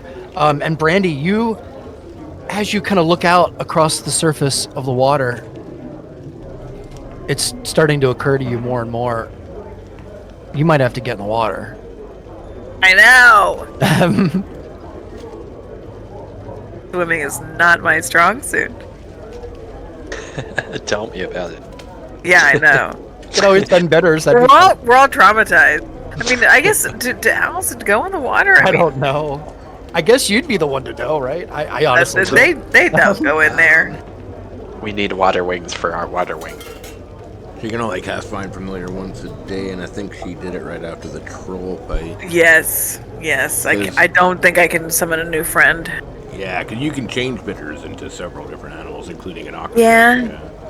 But I think you need a long rest before you can do that again. So I mean, I would be inclined. I mean, so long as Aleva knows that I'm here and I'm not going to drown out here by myself, I would probably jump in where I saw the bubble was. Oh, that's amazing. That is absolutely amazing. Okay. I would look honestly surprised just to hear that offer. So I'm not losing something valuable. We worked way too hard for this. Are you gonna do? I want the amulet, but I'm also thinking these are like literally species designed to swim and to drown their enemies, and I'm like, well, I have a lungs. Yeah, I'm a fighter. I'm a scrapper. Not to mention a few 100 pounds of armor. Yeah, that too. Blub blub. All right. So, Brandy, I am going to You are jumping in the water, yes? Yeah, I'm jumping in. All right. I mean, if it's looking sketchy, I'm jumping back out. But I gotta at least try and visualize something that's going on down there.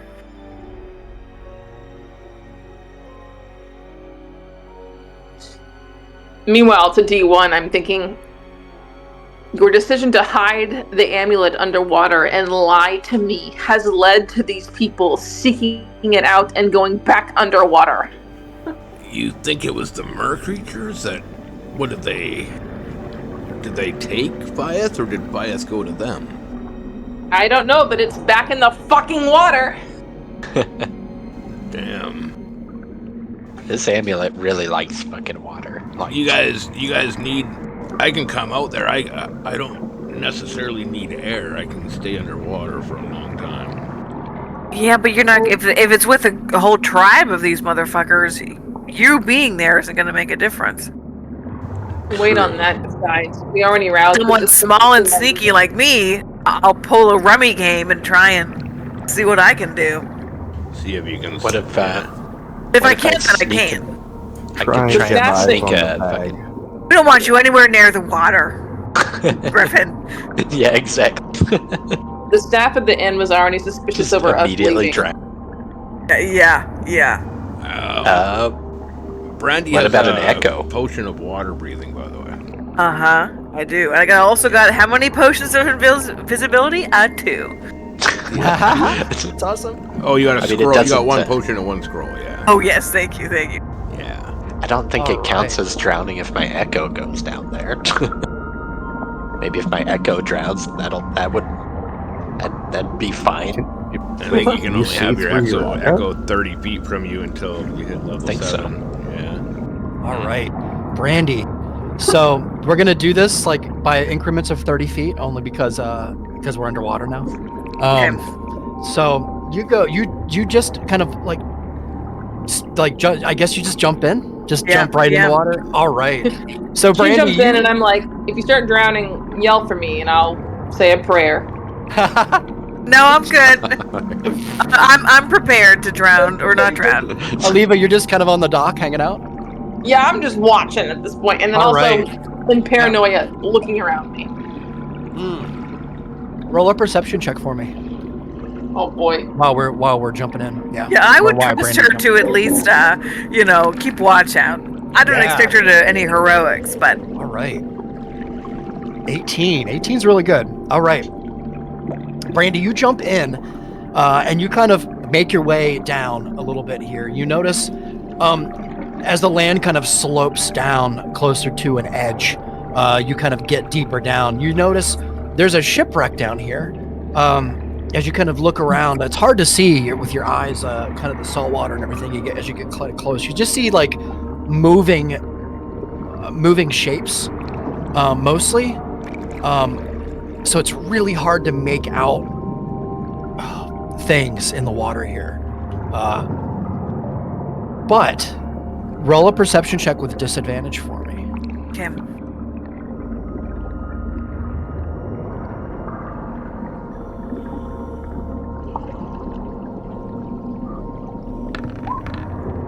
Oh, Damn. are you kidding me? That looks like a 20 on my screen. It would have Yeah, been if same. it wasn't disadvantage, yeah. Oh, that's insane. It's still 17.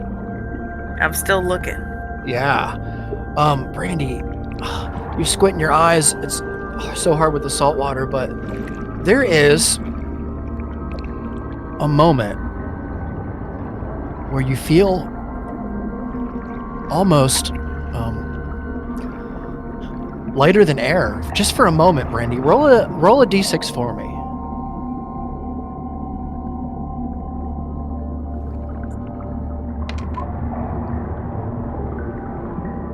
That's awesome. Okay.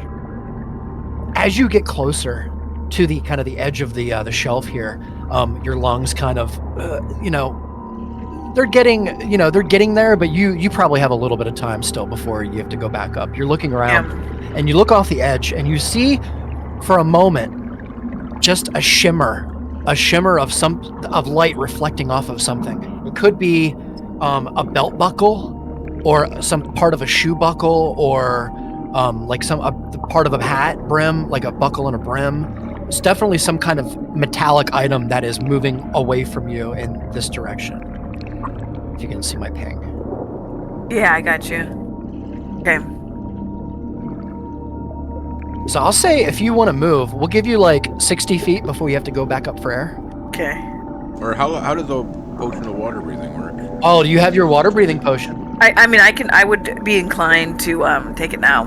Oh, you can absolutely take it now if you'd like. Yeah, let's do it. All right, let's do it. Let me look that up. It's water breathing for like an hour. Yeah, that was my guess.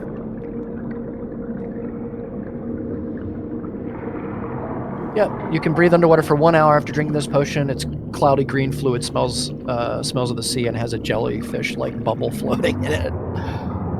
Nice. That's funny. Cool. 1 hour. Yeah. Awesome, Brandy. So you consumed the potion, I would imagine, before you jumped in the water. Hell yeah. Weird. Yeah, of course. So Brandy, you jump in. Absolutely no problems. Your lungs feel inflated, and they feel as though you don't have to go through the normal process of inhale, exhume. You don't have to get rid of any toxic gases. There's none. It's very odd. You feel very floaty. And for the sake of it, since I had you roll, your vision is a little bit better than it normally would be. Just for the sake of the, and so as you get closer here, you notice as you get closer, you can see there's a shape. There's a shape of something that's moving in the water, Brandy. As you get absolutely close enough, you realize, I would say probably right about there, you notice moving down into the chasm itself, you see Hedrick, or as you know him, Fiath. And he is swimming against the current pretty hard. But he's swimming. Yeah, he's swimming now down over the cliff. He just started to swim down over the cliff. All right, well, I would take off after him. Oh, you're not supposed to see all this. Oh, you don't see it. Okay, good. You're gonna take off after him? Yeah. Oh, yeah. Perfect. It's so hard to swim, Brandy. So for this, roll me an acrobatics check. Actually, I guess it would be I guess I'll let you. Athletics would probably make more sense. Athletics is what strength, whereas acrobatics is dex. It's dex. So the dex would be really good for you. So I guess in this case, I'm going to let you choose. I know that's probably not the right choice, but I'm going to let you choose. Either athletics or acrobatics. 13. Because you figure out more about, not necessarily strength. It's more about speed and precise movement. Well, I rolled an 11, even with his modifiers. Oh, shit. So you are gaining on him pretty quickly. I'm quickly. You, motherfucker. You are. You're like right up there. Stab. I would say you could. Yes, I would say you like normally your reaction would probably be to like scream, like hey. Yeah. But you're in the water, so No, I'm going to be stealthy anyway. I want to take this man by surprise. Oh, perfect, Brandy. All right, so you're starting to gain on him, probably just a little bit. Roll another acrobatics check or athletics check, your choice. We're going to do 3 consecutive here. So that was the first. Here's the second. That is a 12. I roll another 11. My God. So funny. This dice is loaded. So you are gaining. You are absolutely gaining. Not as much this time, but you were gaining before. So you need one more win here, Brandy. You need to beat a 17. That is a 14. So the gust begin like the current begins to push back. It just in the spot where he was. Sure. Brandy. Like you begin to kind of like you're about here, and you feel the current now really start to push back against you. Okay, roll me one more. Okay. That is a 10, and you rolled a 17. So you start to realize that the current itself is kind of based on the rock formations here. So you get close to the rocks, and you totally bypass them. And you get underneath, you get up a little bit of speed, Brandy, and you are now right up on him. What do you want to do? Oh, gosh, I mean, now, I feel like, where was he holding the amulet? Did he, like, put it in, like, a pocket, or was he wearing it? I'm trying to see if I can see the glow of the amulet somewhere on him. He has the pouch. Okay, like, that it was in. He has it gripped with his right hand around, like, the neck of the pouch where it's tied off, And he just has it like behind him, kind of swimming. Yeah, I think what I would do, I would try and dive in, and I would try and like just go straight for the pouch. Oh, perfect. So you just want to take the pouch right out from his hand? I want to tussle with this man. I am small. Oh, of course. You just kind of like get up behind him and just. I want to be able to sneak in and grab the pouch and confirm that I have what I want, and then I would be happy to let this man drown. So, all right, this is perfect. So as you get close and you realize that you are like right within range for him to grab onto the pouch, you look up at his face, Brandy, and you see he is almost blue. He'd be struggling. He's really not having a good time here. He didn't take any potions, seemingly. He doesn't have the ability to breathe water. He's struggling. And you get close enough. Roll a sleight of hand check for me, Brandy. Okay. You have to beat a 15.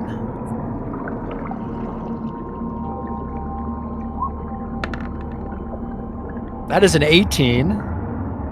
Congratulations. You slip it away from his grasp, and as soon as you gain control of the pouch, Brandy, he like almost like snaps out of it. He seemingly like looks around quick. His eyes are really big, and he sees you. And he's like, he doesn't have any more air left. And you see him, he breathes in a little bit of seawater, and he struggles a bit. You see him kind of flail around a bit, and then his body goes limp, and he begins to like sink a bit. What do you do? Rest in pieces. I mean, I don't have the strength to bring this full-grown man to the world air with me. I don't have another potion to give him. I don't have a strong, viable way to save this man's life, even if he was under control and duress from someone and isn't really our enemy. You have 2 potions, though, right? No, I just have I only had the 1 potion of water breathing. I took it, and I mean, I could give him like a potion of health, but it's not going to help his lungs. Yeah. As we sit here in this moment, just for a moment, we are going to go back to the bar. Yeah. Proposed.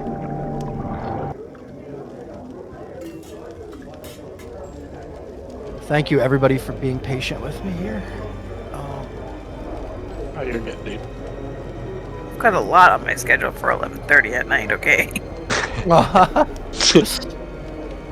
Oh man! It's All right. Your third.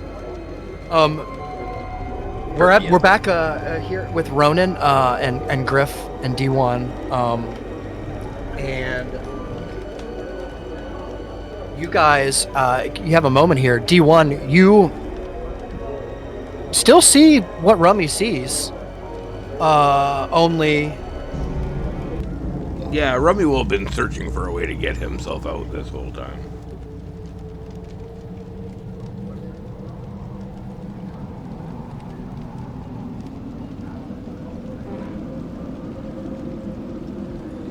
All right, D1, do you see? Yeah. There you go. So you have a little bit. You have a little bit here. We'll let you. It's not combat, and I know we shouldn't be doing it by squares, but we'll let you do it by squares for a little bit here, if you want to. Okay. It's really up to you. You are absolutely in a cave here. Very large ceilings. We're going to come back to Ronan and Griff in just a moment here. There are very odd formations kind of all around the room here. Seemingly like crystals. And he doesn't recognize like anything from like being underneath the shack or when he was in the water or at Trebraze or any of that was familiar. I'll let you roll one more history check for me. The DC will be a little bit higher than before. History, okay. Yeah, just to see if you recollect. Or I'll let you choose history or perception. History is a 3, perception's a 4. We'll do perception. Okay. Man, all the rolls tonight, you guys. What's going Not on? very perceptive. Oh, 8. Our eyes are closed. It's really funny. Actually, roll a history check for me too, Okay. just because. Oh, there you go. My history. You should have rolled a history. Yeah, I should have rolled history.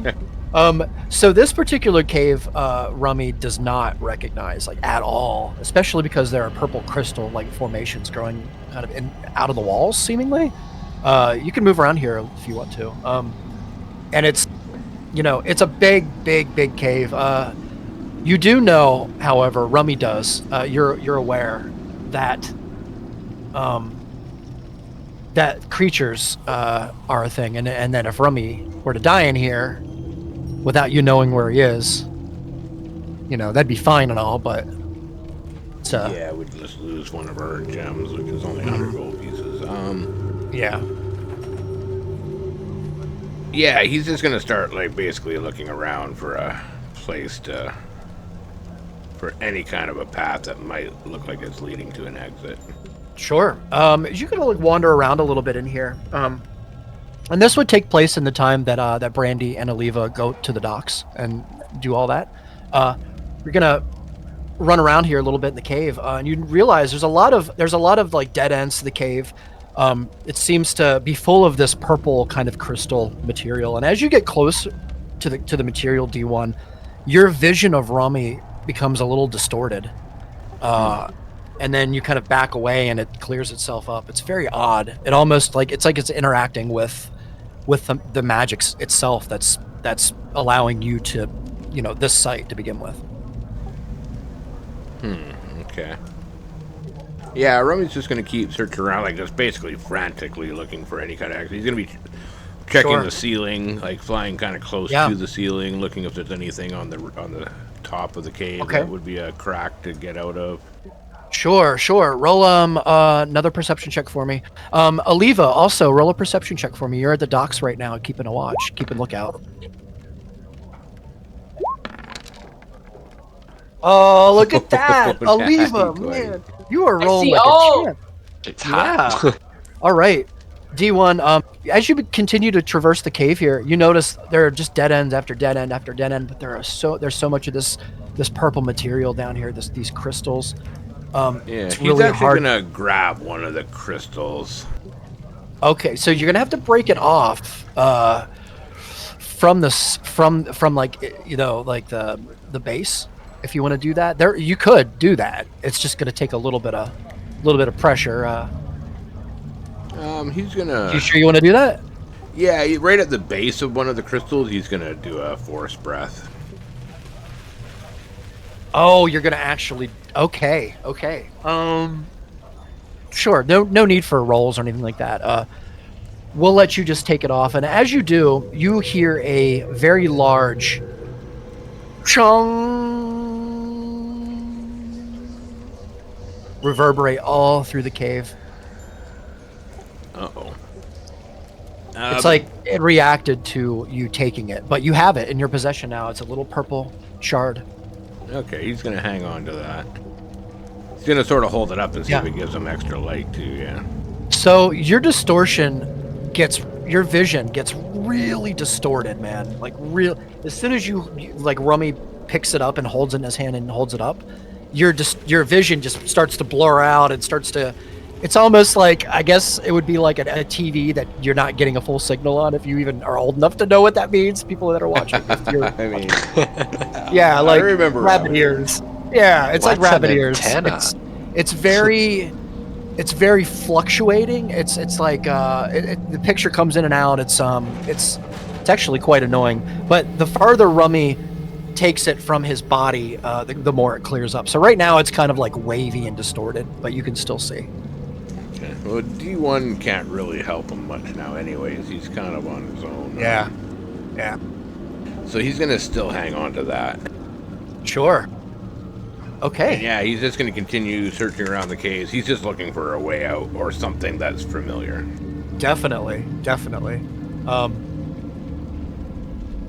Rummy continues to move around. Are you doing this stealthily, or are you kind of just moving around normally, naturally? He's really close to the ceiling, and he's sort of Okay. just skimming across the top of the ceiling, looking down, Sure. and also paying attention if there's any openings above him.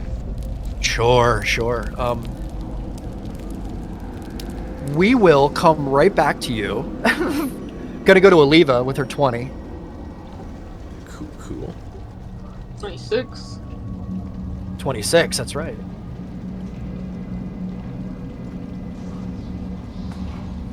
Just for my extra set of eyes on the back of my head. It's convenient. Part of the paladin class that just for extra eyeballs at random.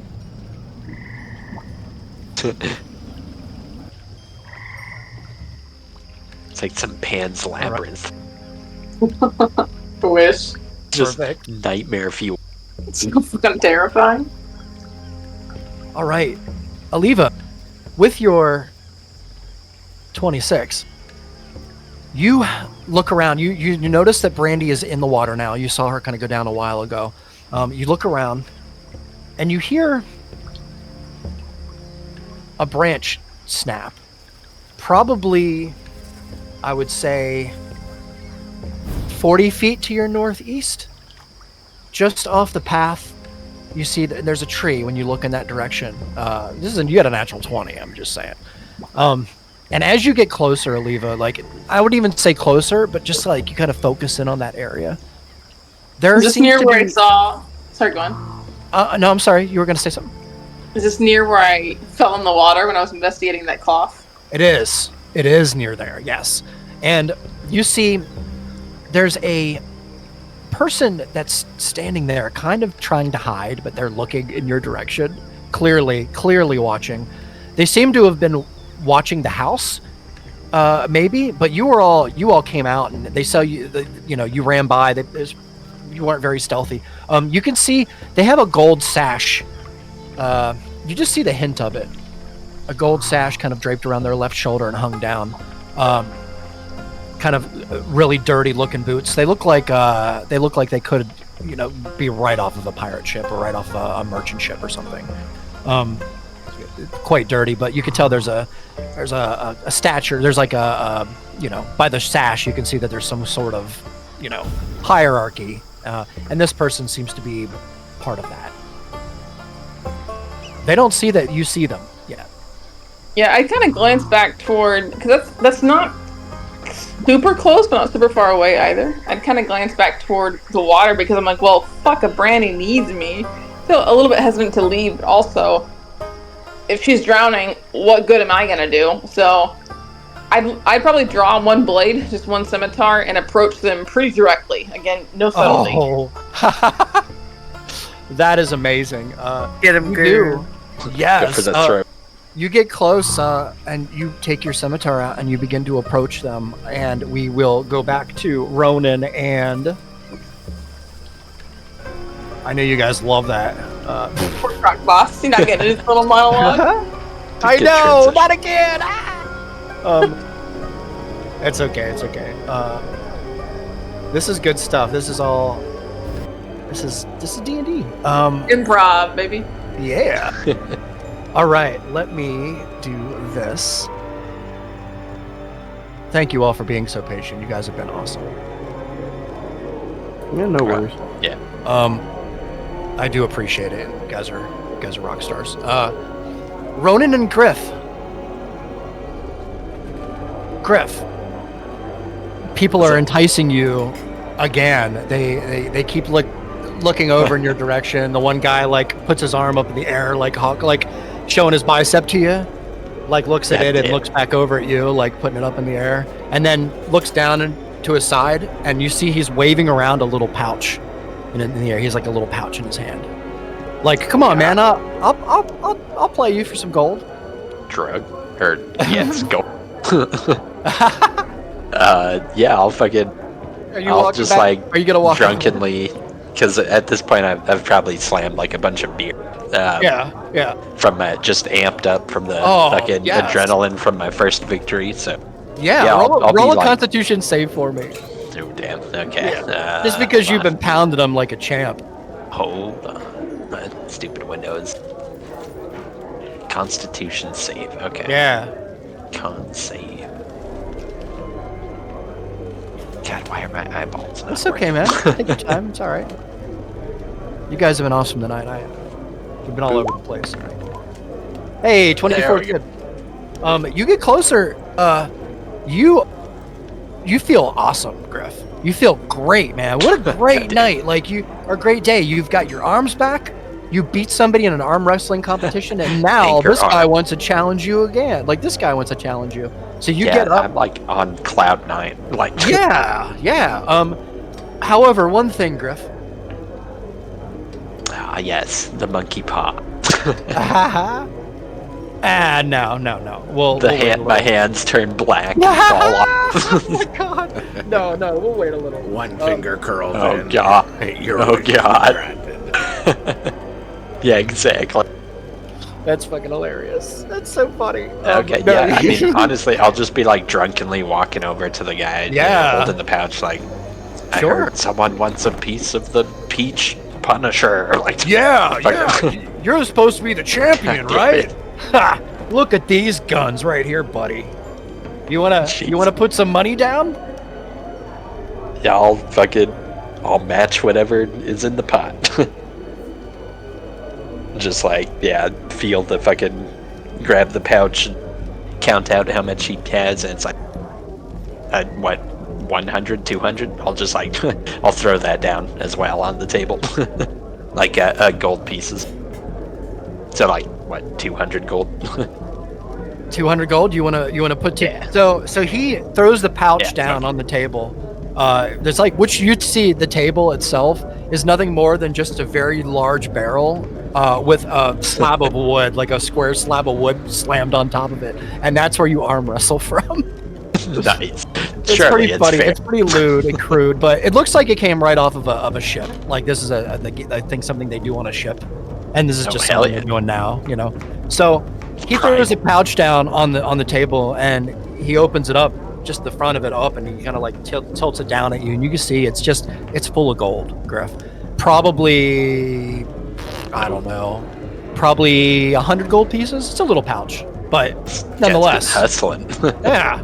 Won some games, I see. 100 gold, yeah. So he says, 100 gold says I can beat you. 100 gold it is. Just You like, threw down 100 gold? yeah, I'll slap that down as well. All right, Griff, Slap a couple gold pieces let's down. do it. Yeah. God damn it. This shit's great, dude. I do like this game. It's like Yes, perfect. it's cool, right? So, Yeah, Ronan, this is tight. you're going to go grab a drink. This is great. You can actually do this too. Ronan, Hell you're going to walk up to the bar. You see Sarah standing there? No, I meant Oh. in real. Oh, Oh, gotcha. I took that as well. I was like, buy a round for Yeah, sorry, everyone. no worries. No, it's awesome. So last game I watched back, I was like, why did I put the blue on the gold side and the gold on the blue side? Like, why did I do that in the video? How So did you? we're gonna do it this way this time. So are you playing blue? Yeah, I'll go blue. All right. You are facing somebody who has 3 modifiers. So remember, A bit more burly than last time. yeah. Let me just. The GUR token. I need the fucking GUR token. Yeah. Yeah, this shit's fun. Dice gods, I hope, are in my favor tonight. The champ can't lose. All right. So. I mean, he can. You can, but 200 gold's on the table right now, and another person throws like 50, and then another person throws 50. So there's 300 gold now on the line. God damn. Okay. 300 big ones. And a lot of people are Smack yelling, like a lot of people are saying like they're basically saying that there's no way that you're going to be able to beat this guy. But we're going to see. We're going to see. All right, here we go. So There's Griff, fucking tyranny or corruption under the fucking champ's rule or reign. I mean, do you want to do anything at all before you officially begin? Like, there's a good little group of people here. Then as you walk up next to them. No, I'll just be locked into Oh, just dead stare, like dead, no dead words. focus. Just, Exactly. you got it. So you sit down on the Stone barrel in cold. front of in front of this person, and you see this is a large, from what you can tell, it's another human, but this one's very odd. His right like biceps and arms, a little bit bigger than the left arm. Like it's very God. very oddly unproportional. Like this guy uses his right arm like way more than he uses his left to arm. jerk like, up. Exactly. I know probably what's to a fault. Maybe like from ship's activities. Maybe he uses his right arm to like Oh yeah, throw ship rope and all that activities, yeah. more, or something. And maybe that's why. But his right arm is pretty massive, and you It look like definitely you're rich now. involves semen. Whatever. Those ship activities. God damn. All right, let's fucking do it. Oh But what do I roll? All right, so you are gonna roll A a D6. d20, d20 first, and you're gonna add your strength modifier to that. And now Okay, remember, so you can D20 add. plus 7. Yep. So d20 plus what's your strength modifier? Mine is gonna be 7, 7. How is it 7? I believe, right? Or am I just fucking? I'm No. So what's your strength? my strength. 18, so his modifier is 4. Oh, okay, 4. So yep. Okay. So you're gonna Oh, add I'm reading. 4. Okay, I'm reading off It's okay, man. proficiency you're bonuses. saving Yep. throws, yeah. Oh, you know what? Here you have. What's your intimidation? Where the fuck do you see that one? That is your. So you'll have like a little area there, like a little thin area, and just go down and see intimidation and give me your plus number. Oh, plus 3. Oh, It's so like- you get the GUR. Oh God. Okay. Yeah. So remember, I do have just the to refresh you. So we'll roll d20 plus your strength modifier. Now, After your roll, you can determine whether or not you want to add your pluses, your plus tokens. Your plus tokens come from your Constitution modifier, but you only get to use that once. And it is just a +1, really. It's just a +1, yeah. So you can use both if you want. Like, you can use all of them in the same turn. Typically, you want to roll, see how close it is, and if it's close enough and you can beat your opponent by using 1 or 2, that's what you do. And your GUR, you can use your GUR at any moment to make me roll at disadvantage. Sweet. A little bit of fucking weighing the scales or whatever. Yeah. All right. Here we go, everyone. So, without further ado, my friend, he kind of grips your hand, slams his elbow on the table there, and kind of grips it. You can feel his strength on it from his hand here. It's pretty. It's the fucking WWE stare down, just all cheesy as fuck. Like, you wanna take a peach out of me? It's like covered in like cheesy ass glycerin to look like sweat. Does it help that his hands are sticky from old peach juice?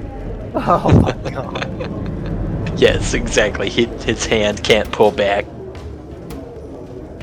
It's locked in. All right, Griff. Actually, some of that's not peach juice. Sweet Davis. You just got those hands. I know, Yeah, exactly. when did you have Exactly. What do you think I did first? Here, let me turn this down a bit. Sorry. All right, everyone. All right, Griff. Let's fucking do it. D20. May the dice god have fucking mercy on my soul at this point. Okay. Okay, here's just 1d20. Oh god. That's a good. That bodes well. Oh, wow. Hold on. How many times? Oh, it rolled me like 1,000 times. Why did it do that? I didn't know how many times you wanted to roll. I just did Holy one. shit. Sorry, I didn't realize it rolled me all those times. No, you're good. Your highest was an 18 here, which I think you want to take. 18. So you rolled a 20 though. Yep, natty 20. You rolled a natty so. 20. Let me see, 18. Can't beat the champ. Not just So in some cases, natty 20 means everything, and it does also in this case. So you beat him with first round with a natty 20, even though officially his strength modifier would be higher than yours. Doesn't matter. You beat him just enough, Griff, where he begins to kind of take it back just a little bit. Just a bit, Griff. But then I'm going to spend, let me see here. We're going to spend, how many did you beat me by? Actually, you only technically beat me by 1. You know what? It's a natural 20. I'm not going to let myself use it. All right, let's do the next roll. So this is D8. Okay. Are you going first or me? Oh shit! Oh god! Oh, natty. That's an 11 for me. Holy shit! Okay. What you got? What you got? Come on, Red Man. Here's okay, natty 7. It's a little bit. We are encroaching risque territory. I didn't mean to. All right. What happens in the event of a tie? Then we probably just do it again. I've noticed it's never happened to me. I've got to use 2 of my +1s on this one just to tilt the scales a bit. Yep, you got it. You got it. So yeah, so my modifier is so my modifier is 4, so 7. That would be what? That's 11. So we're we tied already. So we I'll can just both use 1 of my +1s, right? He uses 1 too. Yeah, you're gonna match me. Okay, I'm gonna match you. What do you want to do? I'll keep adding more +1s. You gonna? So technically, like, I'll save you. So if you use both of your +1s and I use both of my +1s, and then I use my other +1, I beat you. Yeah. Yeah. So is that what you want to do?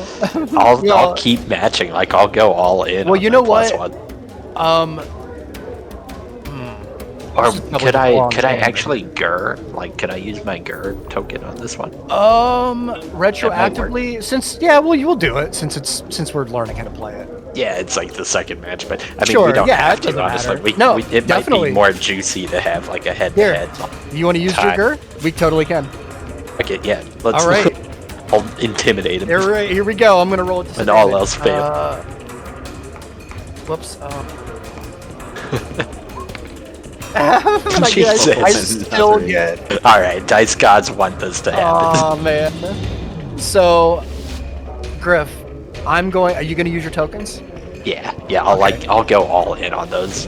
All right. If- I am if he also matches. gonna use the tokens. So we're draining our tokens completely.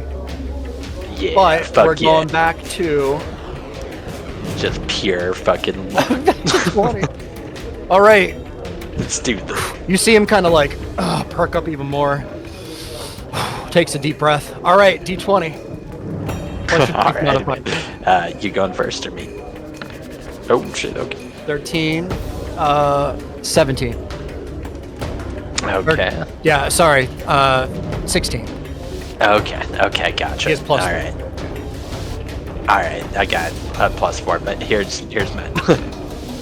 Oh shit! Oh no, Griff. So he kind of starts to pull the you in his champ is direction. slipping. The champ is slipping hard. You can hear the crowd go, "Oh!" and they start to kind of get into it. All right, Griff, D8. He's squeezing my peach. Ooh. Wait a minute. That's an 11, Griff. We have D8. Jesus I Christ! know. it is What's with all weighted. these eights? Okay, it's 6 + 4, what? 10. Yep. So he takes you one more. Oh, he's getting there, Shit. Griff. It's getting close. So Fuck. D6 plus your modifier. Oh god, dude, I'm so screwed. That's an 8. Natty 6. Oh, I think you got me. Did you? What was That's your a modifier? 10. +4. Okay, so yeah, you take it back to the last round. Oh, All right. dude, this is a struggle. This is a big struggle. You can see the crowd kind of like with their eyes very big, and then you see like somebody else like they're thinking about throwing in more money on behalf of this big guy here, but they kind of resist. All right, D8. I fucking get this. Oh, The goddamn. that's a 5 for me as he kind of starts to. You can see he starts to wane a bit. Oh, That's an 11. All right, That's an we're back. 11. So This is Grip a starts crazy to fucking overcome, starts to take him back. Can't I beat the thi- champ. it'd The probably be confidence better- is returned. Like go from here to here. So let's do that. So Okay. let's do that. I think it makes more sense to only. Yeah, do the just so 21. it doesn't like keep like dragging. Yeah. on. Yeah, kind of cut it off. Exactly. Yeah. Yeah. All right. So D8. Plus our muscles are probably like fucking. Oh. Oh god. Well, after another round, then we start getting negative modifiers. So 3. So that's 8 that's a for 6 me. for me. That's 6 Oh, nice. for God, There dude. you What go. the Starts fuck? coming back around. Oh my The god. comeback. The champ It's makes the comeback. true. So here we go. He kind of rolls another. Oh, we get the Oh, what the natural fuck? one. That's a 4 for me. Dude, you had like 3 natty 8s in a row. What the I know. It was insane. You got to beat a wait, 4. D4? Okay. Yeah, he's holding on. He's holding on. Oh, what the That's fuck, a dude? D4. I meant a D6. So that's what? 5 Roll a for me? D6. Yeah, you roll rolled a D6. D4. Oh, my bad. I got a 4 is the thing. Oh, you beat him. Jesus Christ. So Griff 9, once okay. more is victorious dude. as slam. Sorry, that was fucking so loud for you, probably. Slam down on the it's not down bad. his. I hope that didn't blow your No, speakers. no, off that your was desk. fine. It was really quiet, actually. Oh, good. As he kind of like slams you slam his fist back down on the. You can hear the knuckles hit. He's Okay. and he kind of like pulls his hand up and kind of looks at you. And like slaps you on the shoulder, and like puts his arm Goddamn. around your shoulder, and like you can see like Sarah comes back up, and there's like a couple of pieces of like mugs of ale there, and she like takes one off and here the champion. He says the champion. He says, "What's your name? What should we call you?" The peaches. Are you serious? we could just go with peaches. You're just gonna go 2 peaches. Peaches! 3 cheers! And everybody's like, Peaches! Peaches! Peaches! Ah, and everybody claps. Which Hell I yeah. actually I'll throw some peaches out of my sack. There you go. There's your claps. Yeah, fuck yeah. There's your cheers. Can't and beat your the clap. champ. Yeah. Can't beat the fucking champ. And you feel very accomplished and appreciated, and you just feel like at the top of the world, Griff, right now. As more and more people come up to you, and they like give you like little shots to you have like 5 shots laid out in front of you here. You take them. God. I mean, I'll just go until I reach blackout levels. Are you gonna take the shots, all of them? Yeah. Yep. All I'll right. just go. It's fucking one after another. Holy crap! All right, Griff. Well, on top of the shots, and we'll do a save here in a moment. On top of the shots, you have earned another 300 gold to add to your character sheet. Hell yeah! You guys are making some money tonight. You're gonna need it. So. Oh God. All right. So yep. So add 300 to your sheet. We will now go to Ronan, and thank you for waiting. Yeah, just been making small talk. Talking about the Underdark. Ooh, the Underdark. I mean, I Yes. assume that my character knows the Drows are from there. Oh yeah. Oh yeah. Yep. Okay. Faux show. It's the first time we've mentioned it in our campaign. It's cool. Ooh, they. Yeah, it's freaking awesome. The Underdark is actually a big. I don't want to haggard too much. So, I've read the books. Oh, have you? At least the Driss books. Oh, that's cool. All right. So, All I know about the Underdark is it's not the above dark. That is it. and you can see the conversation is a good one, Ronan, between you and Delira. She's always very vague with her conversation, almost like she is hiding behind a veil of like secrecy, which is an obvious thing, especially in this place here. But you get the sense, Ronan, that like she's much older than she's letting on. Oh, no Almost doubt. like she's like being affected maybe by possibly like some kind of glamour spell, or maybe it's just that she just ages that well. But it's hard to say how old she actually is. But you can tell there's great wisdom behind her eyes as you look at them, as she kind of answers all of your questions with a kind of a half grin, almost like she's on a whole other level being able to talk to you, if that makes sense. Like she's almost like she feels enamored. like, yes, she's like, yeah, she's like in the presence of, well, for the lack of a better way to say it, Ronan, she feels like she's in the presence of nobility when she talks to you. She seems that way. She gives that kind of, that kind of vibe. Mobility. Yeah. He does have late. I will choose not to let that go to my head. And she kind of, you could see like the alcohol is starting to catch up with her. You see that she begins to slip up a bit here and there, just with her posture and with this demeanor that she's trying to carry so boldly to the whole room here, even if no one's looking at her. You pick this up pretty quickly, Ronan, that she's got like this front about her that she's very determined to kind of, show to everybody in the room, like almost like a form of, I don't know, like a medal of some sort. Okay, it's perfect. So to make sure my rolls are right here, because I should be doing that more.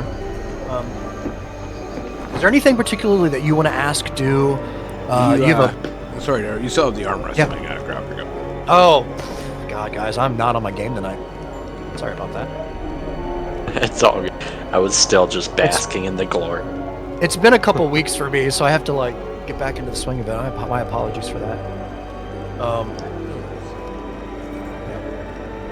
We'll have a lot more maps too soon too. This is more like an experiment than anything else. I wanted to see how the theater of the mind thing worked out. I wanted to see if it worked better than just throwing a map down and stuff.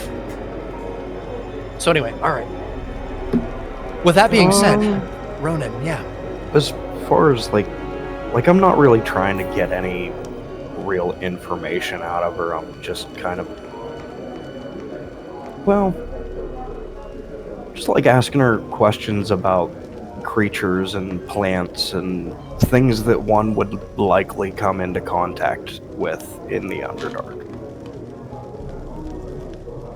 Perfect. That's perfect. It's good Just conversation. trying to learn actually. about that place.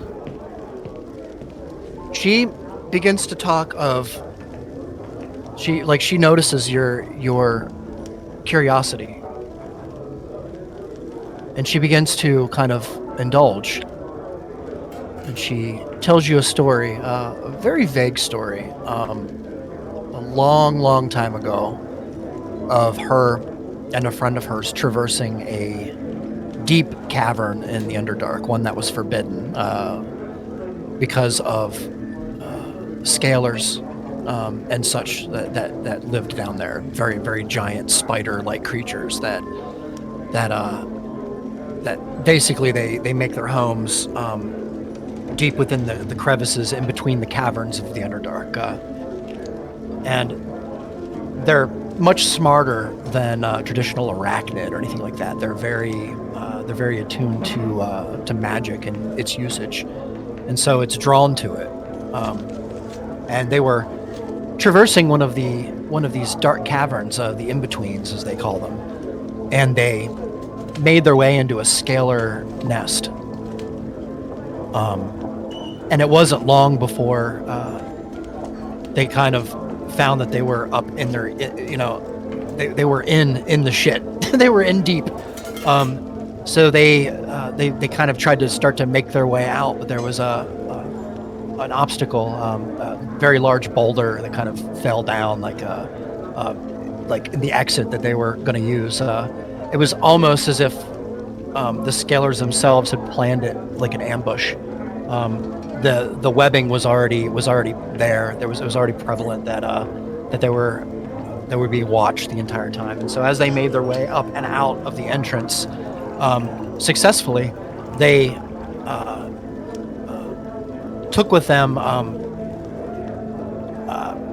remnants of some of the treasures that they had found in the cavern. Very odd pieces of glass, red and greens, from a lost empire, apparently from long ago. And she tells you about this, and she says this same empire is the empire that brought the reclaiming upon the world. And she actually mentions a name into the wind. And you kind of see her kind of lift her chin up to the sky, like towards the ceiling of the room, not to you, but like towards the ceiling of the room. And she kind of whispers a very odd, Sias, out of the corner of her mouth, and kind of looks back at you. Sias? Sias, she says.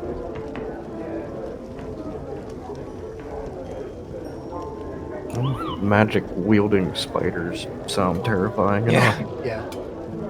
Let alone intelligent ones. Jesus.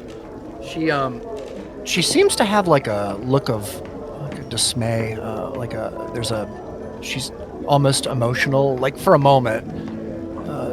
As you know it, Drow don't typically be, they're not typically known to be very... Yeah, they're very Stonewall people. They are. But you can tell there was something that happened with this Sias character, which you know now as a name of somebody. Perhaps the person that she was talking about that traversed the in-between with her. And maybe this person died, or maybe they were lost, or it's hard to say. But she gets quiet.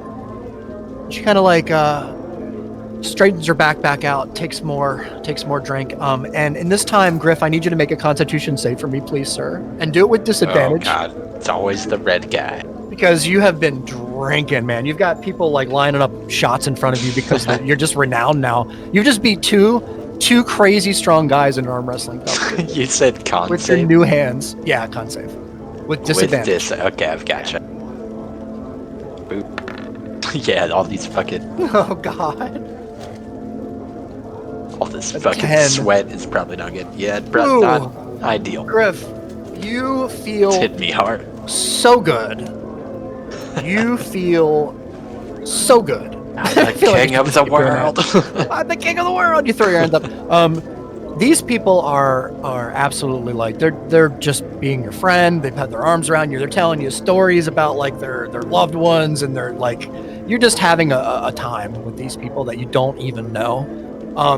Roll a perception check for me. Just be D1. so drunk it's all a blur. It's true. D1, Griff, and Ronan all roll a perception check for me, please. Once again, thank you for being patient. We're gonna go just a little tiny bit longer here. All right. Perception. 16. All right. Sometimes write notes. No, it's okay. The highest was 16. Oof. Yep, 9. All right. You feel great, Griff. You feel pretty good. You don't remember feeling a better time, actually. Then maybe the only other time that you felt like more happy and more like, you know, like a champion was when you gained Enola, when you gained your Dreamcatcher. Damn. Which, Griff, you look down to your side and you don't see it. Oh yeah. Who done took my dream catcher now? Do I happen to remember the last place? I did feel it. Roll a history check. Not my e-girlfriend.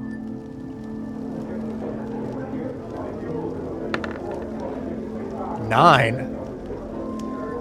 You remember The Alamo. touching it with your finger right before your very first arm wrestling match because you wanted to give you luck. You're like, "Oh, give me luck." So you touched it with your finger. So you knew it was there then. Do I remember, like, do I see the first fucking guy that I arm wrestled still at the bar? Roll a perception check for me, Griff. Have a good look around. Let's see if you see him. I'm coming for you, Enola.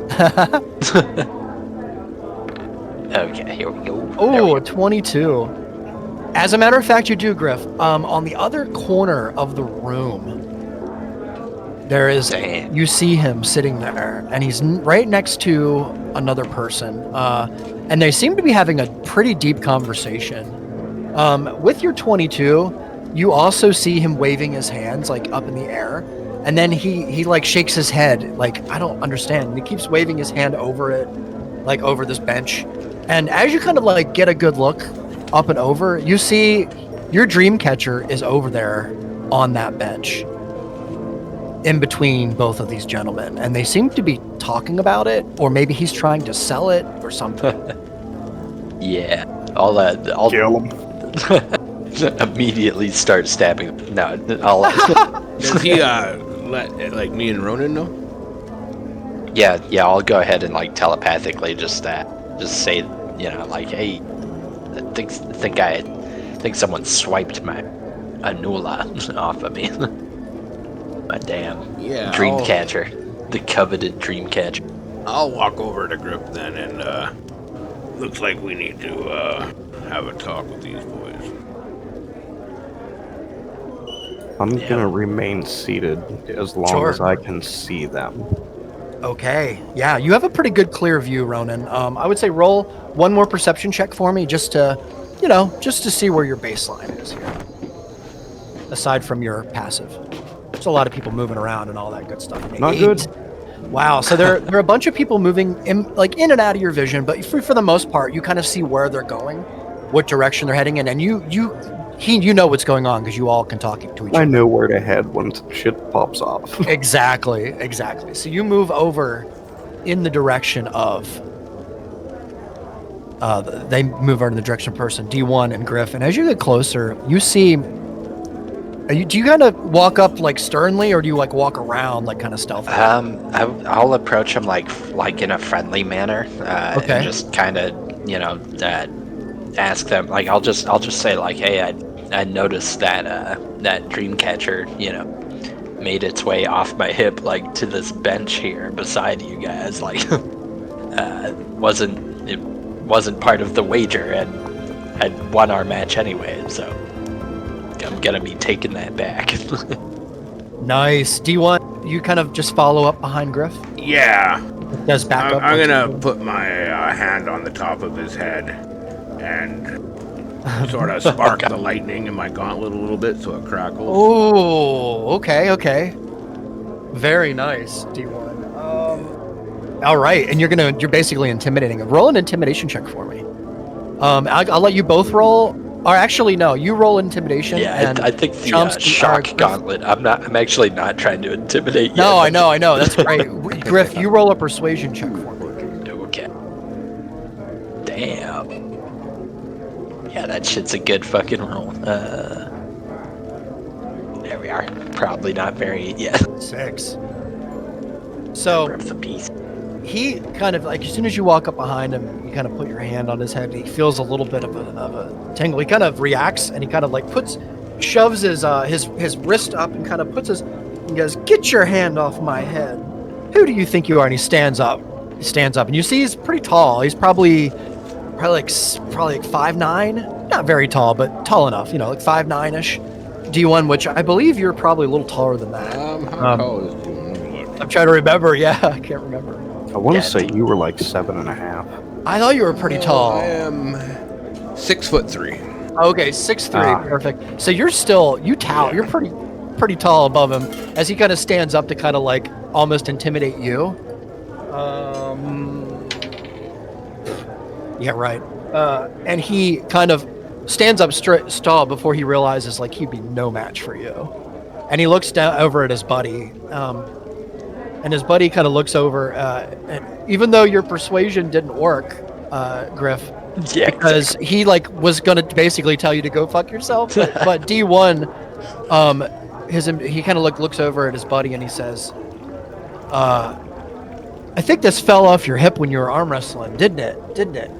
Yeah, it fell. I think it fell off. Here, this is yours, right? I think we saw it on your hip when you came in." Yeah, and he kind of like lifts it up off the bench and hands it right to you.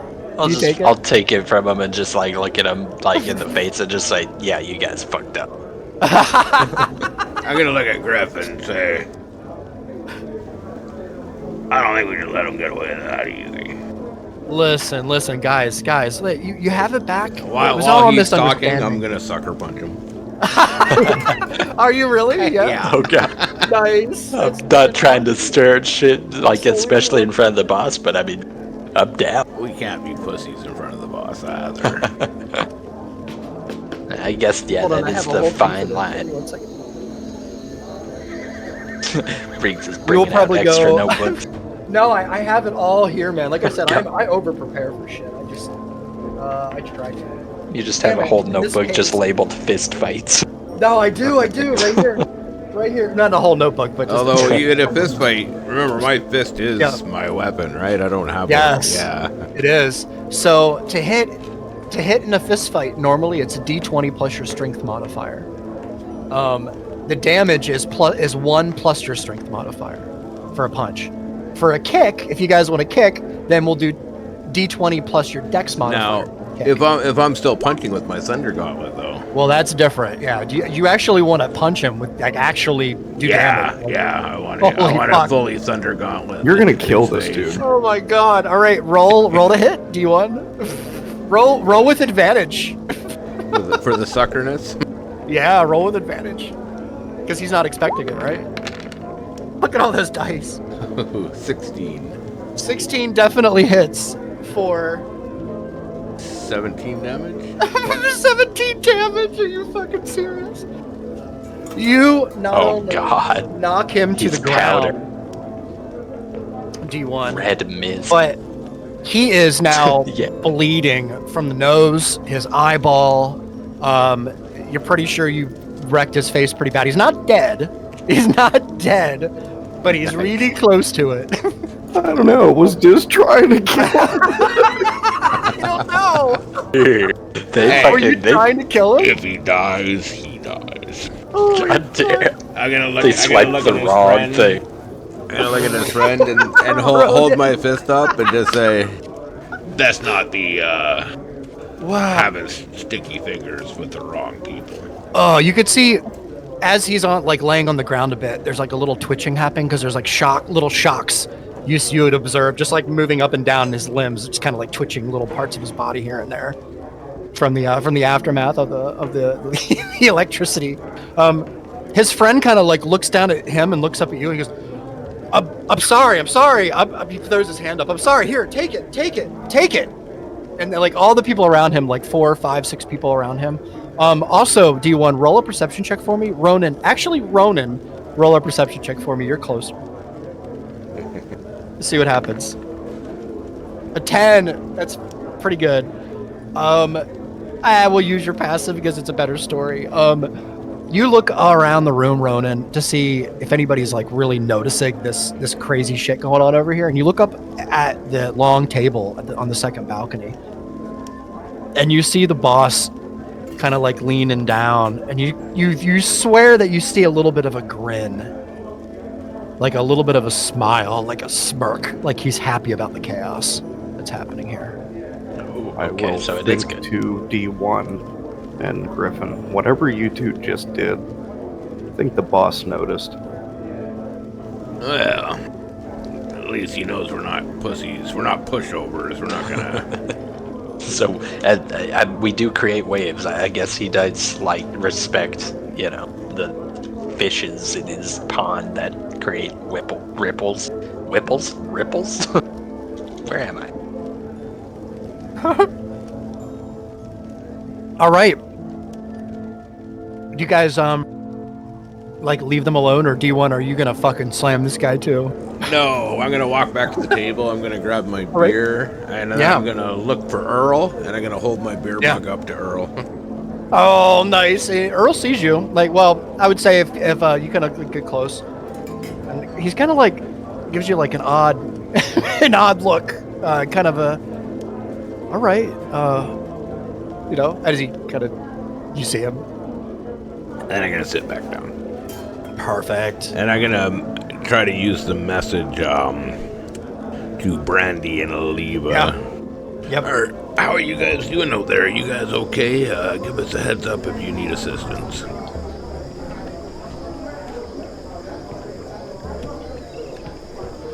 I don't know what I'm doing right now. I just tried to grab the amulet, so.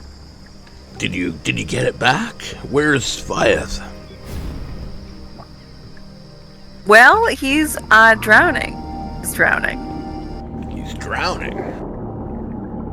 That's Yeah. not good. It's not great. I can't necessarily bring him back to the surface, and it's him or me, and I'll bet you it's gonna be me every time. So he's dead? I think in the moment I would do some attempt to like grab him, Sure, Brandy. see if I could try and haul him up. Yeah, there's like a little loop around the bottom of his boot. It seems to be like a hidden satchel he had underneath his pants or something, like on the bottom there where his shin is. But it's slipped out a bit. It's like the perfect spot to maybe grab. If you want to roll a athletics check for me, Brandy. Oh my god! Oh wow! Jeez. We're like right at the That most is best clean. time that you would need a 20. Wow, no Oh, kidding, wow. So man. silly. Wow, are you serious? Okay, fair is fair. Brandy, you get a good hook around that little loop, and you begin to pull. And believe it or not, you get caught in that gust, that like current, and it begins to push you even more in the direction of the docks itself until you find yourself in shallow water, Brandy, with a very unconscious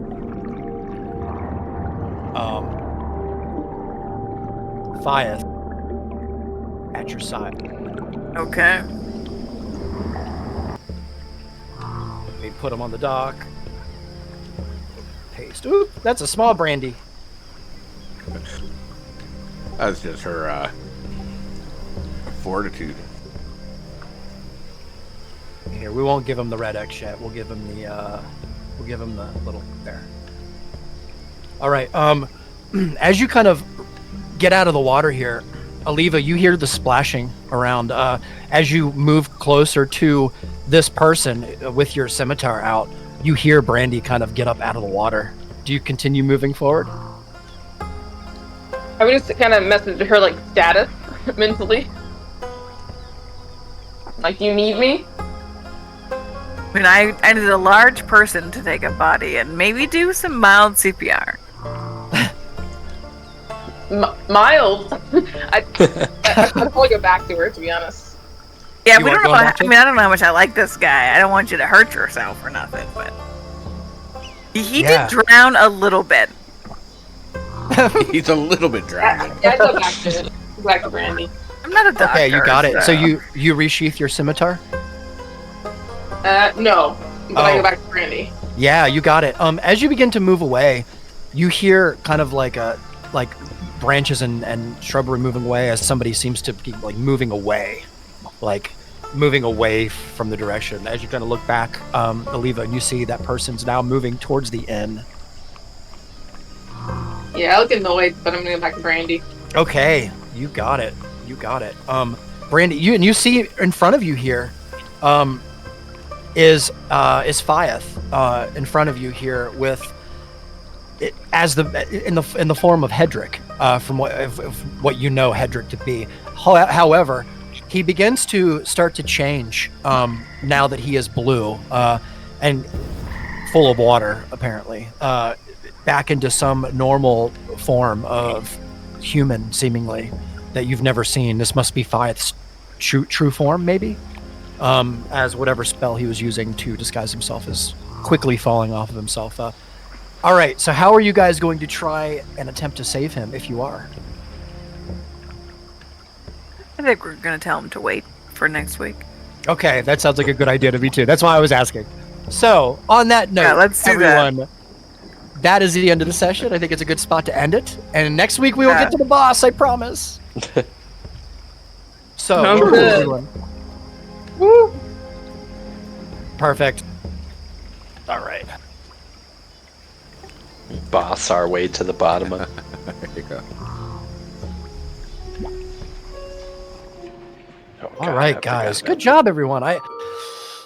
Sorry it's been draggy. We're trying to tell a whole lot of stories here at once. Maybe that's not so smart, but I don't think it's a bad thing, though. I mean, Yeah, I don't think it is either. okay.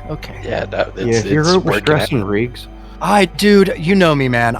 If you guys aren't having fun, I'm thinking about it all week long. you're like, these guys hate it. Meanwhile, am we're like, serious. woo! No, I'm serious. Like I'm so stupid in that way. I'm so dumb in that way. Stupid. You're critical. You had an idea in mind, and Yes.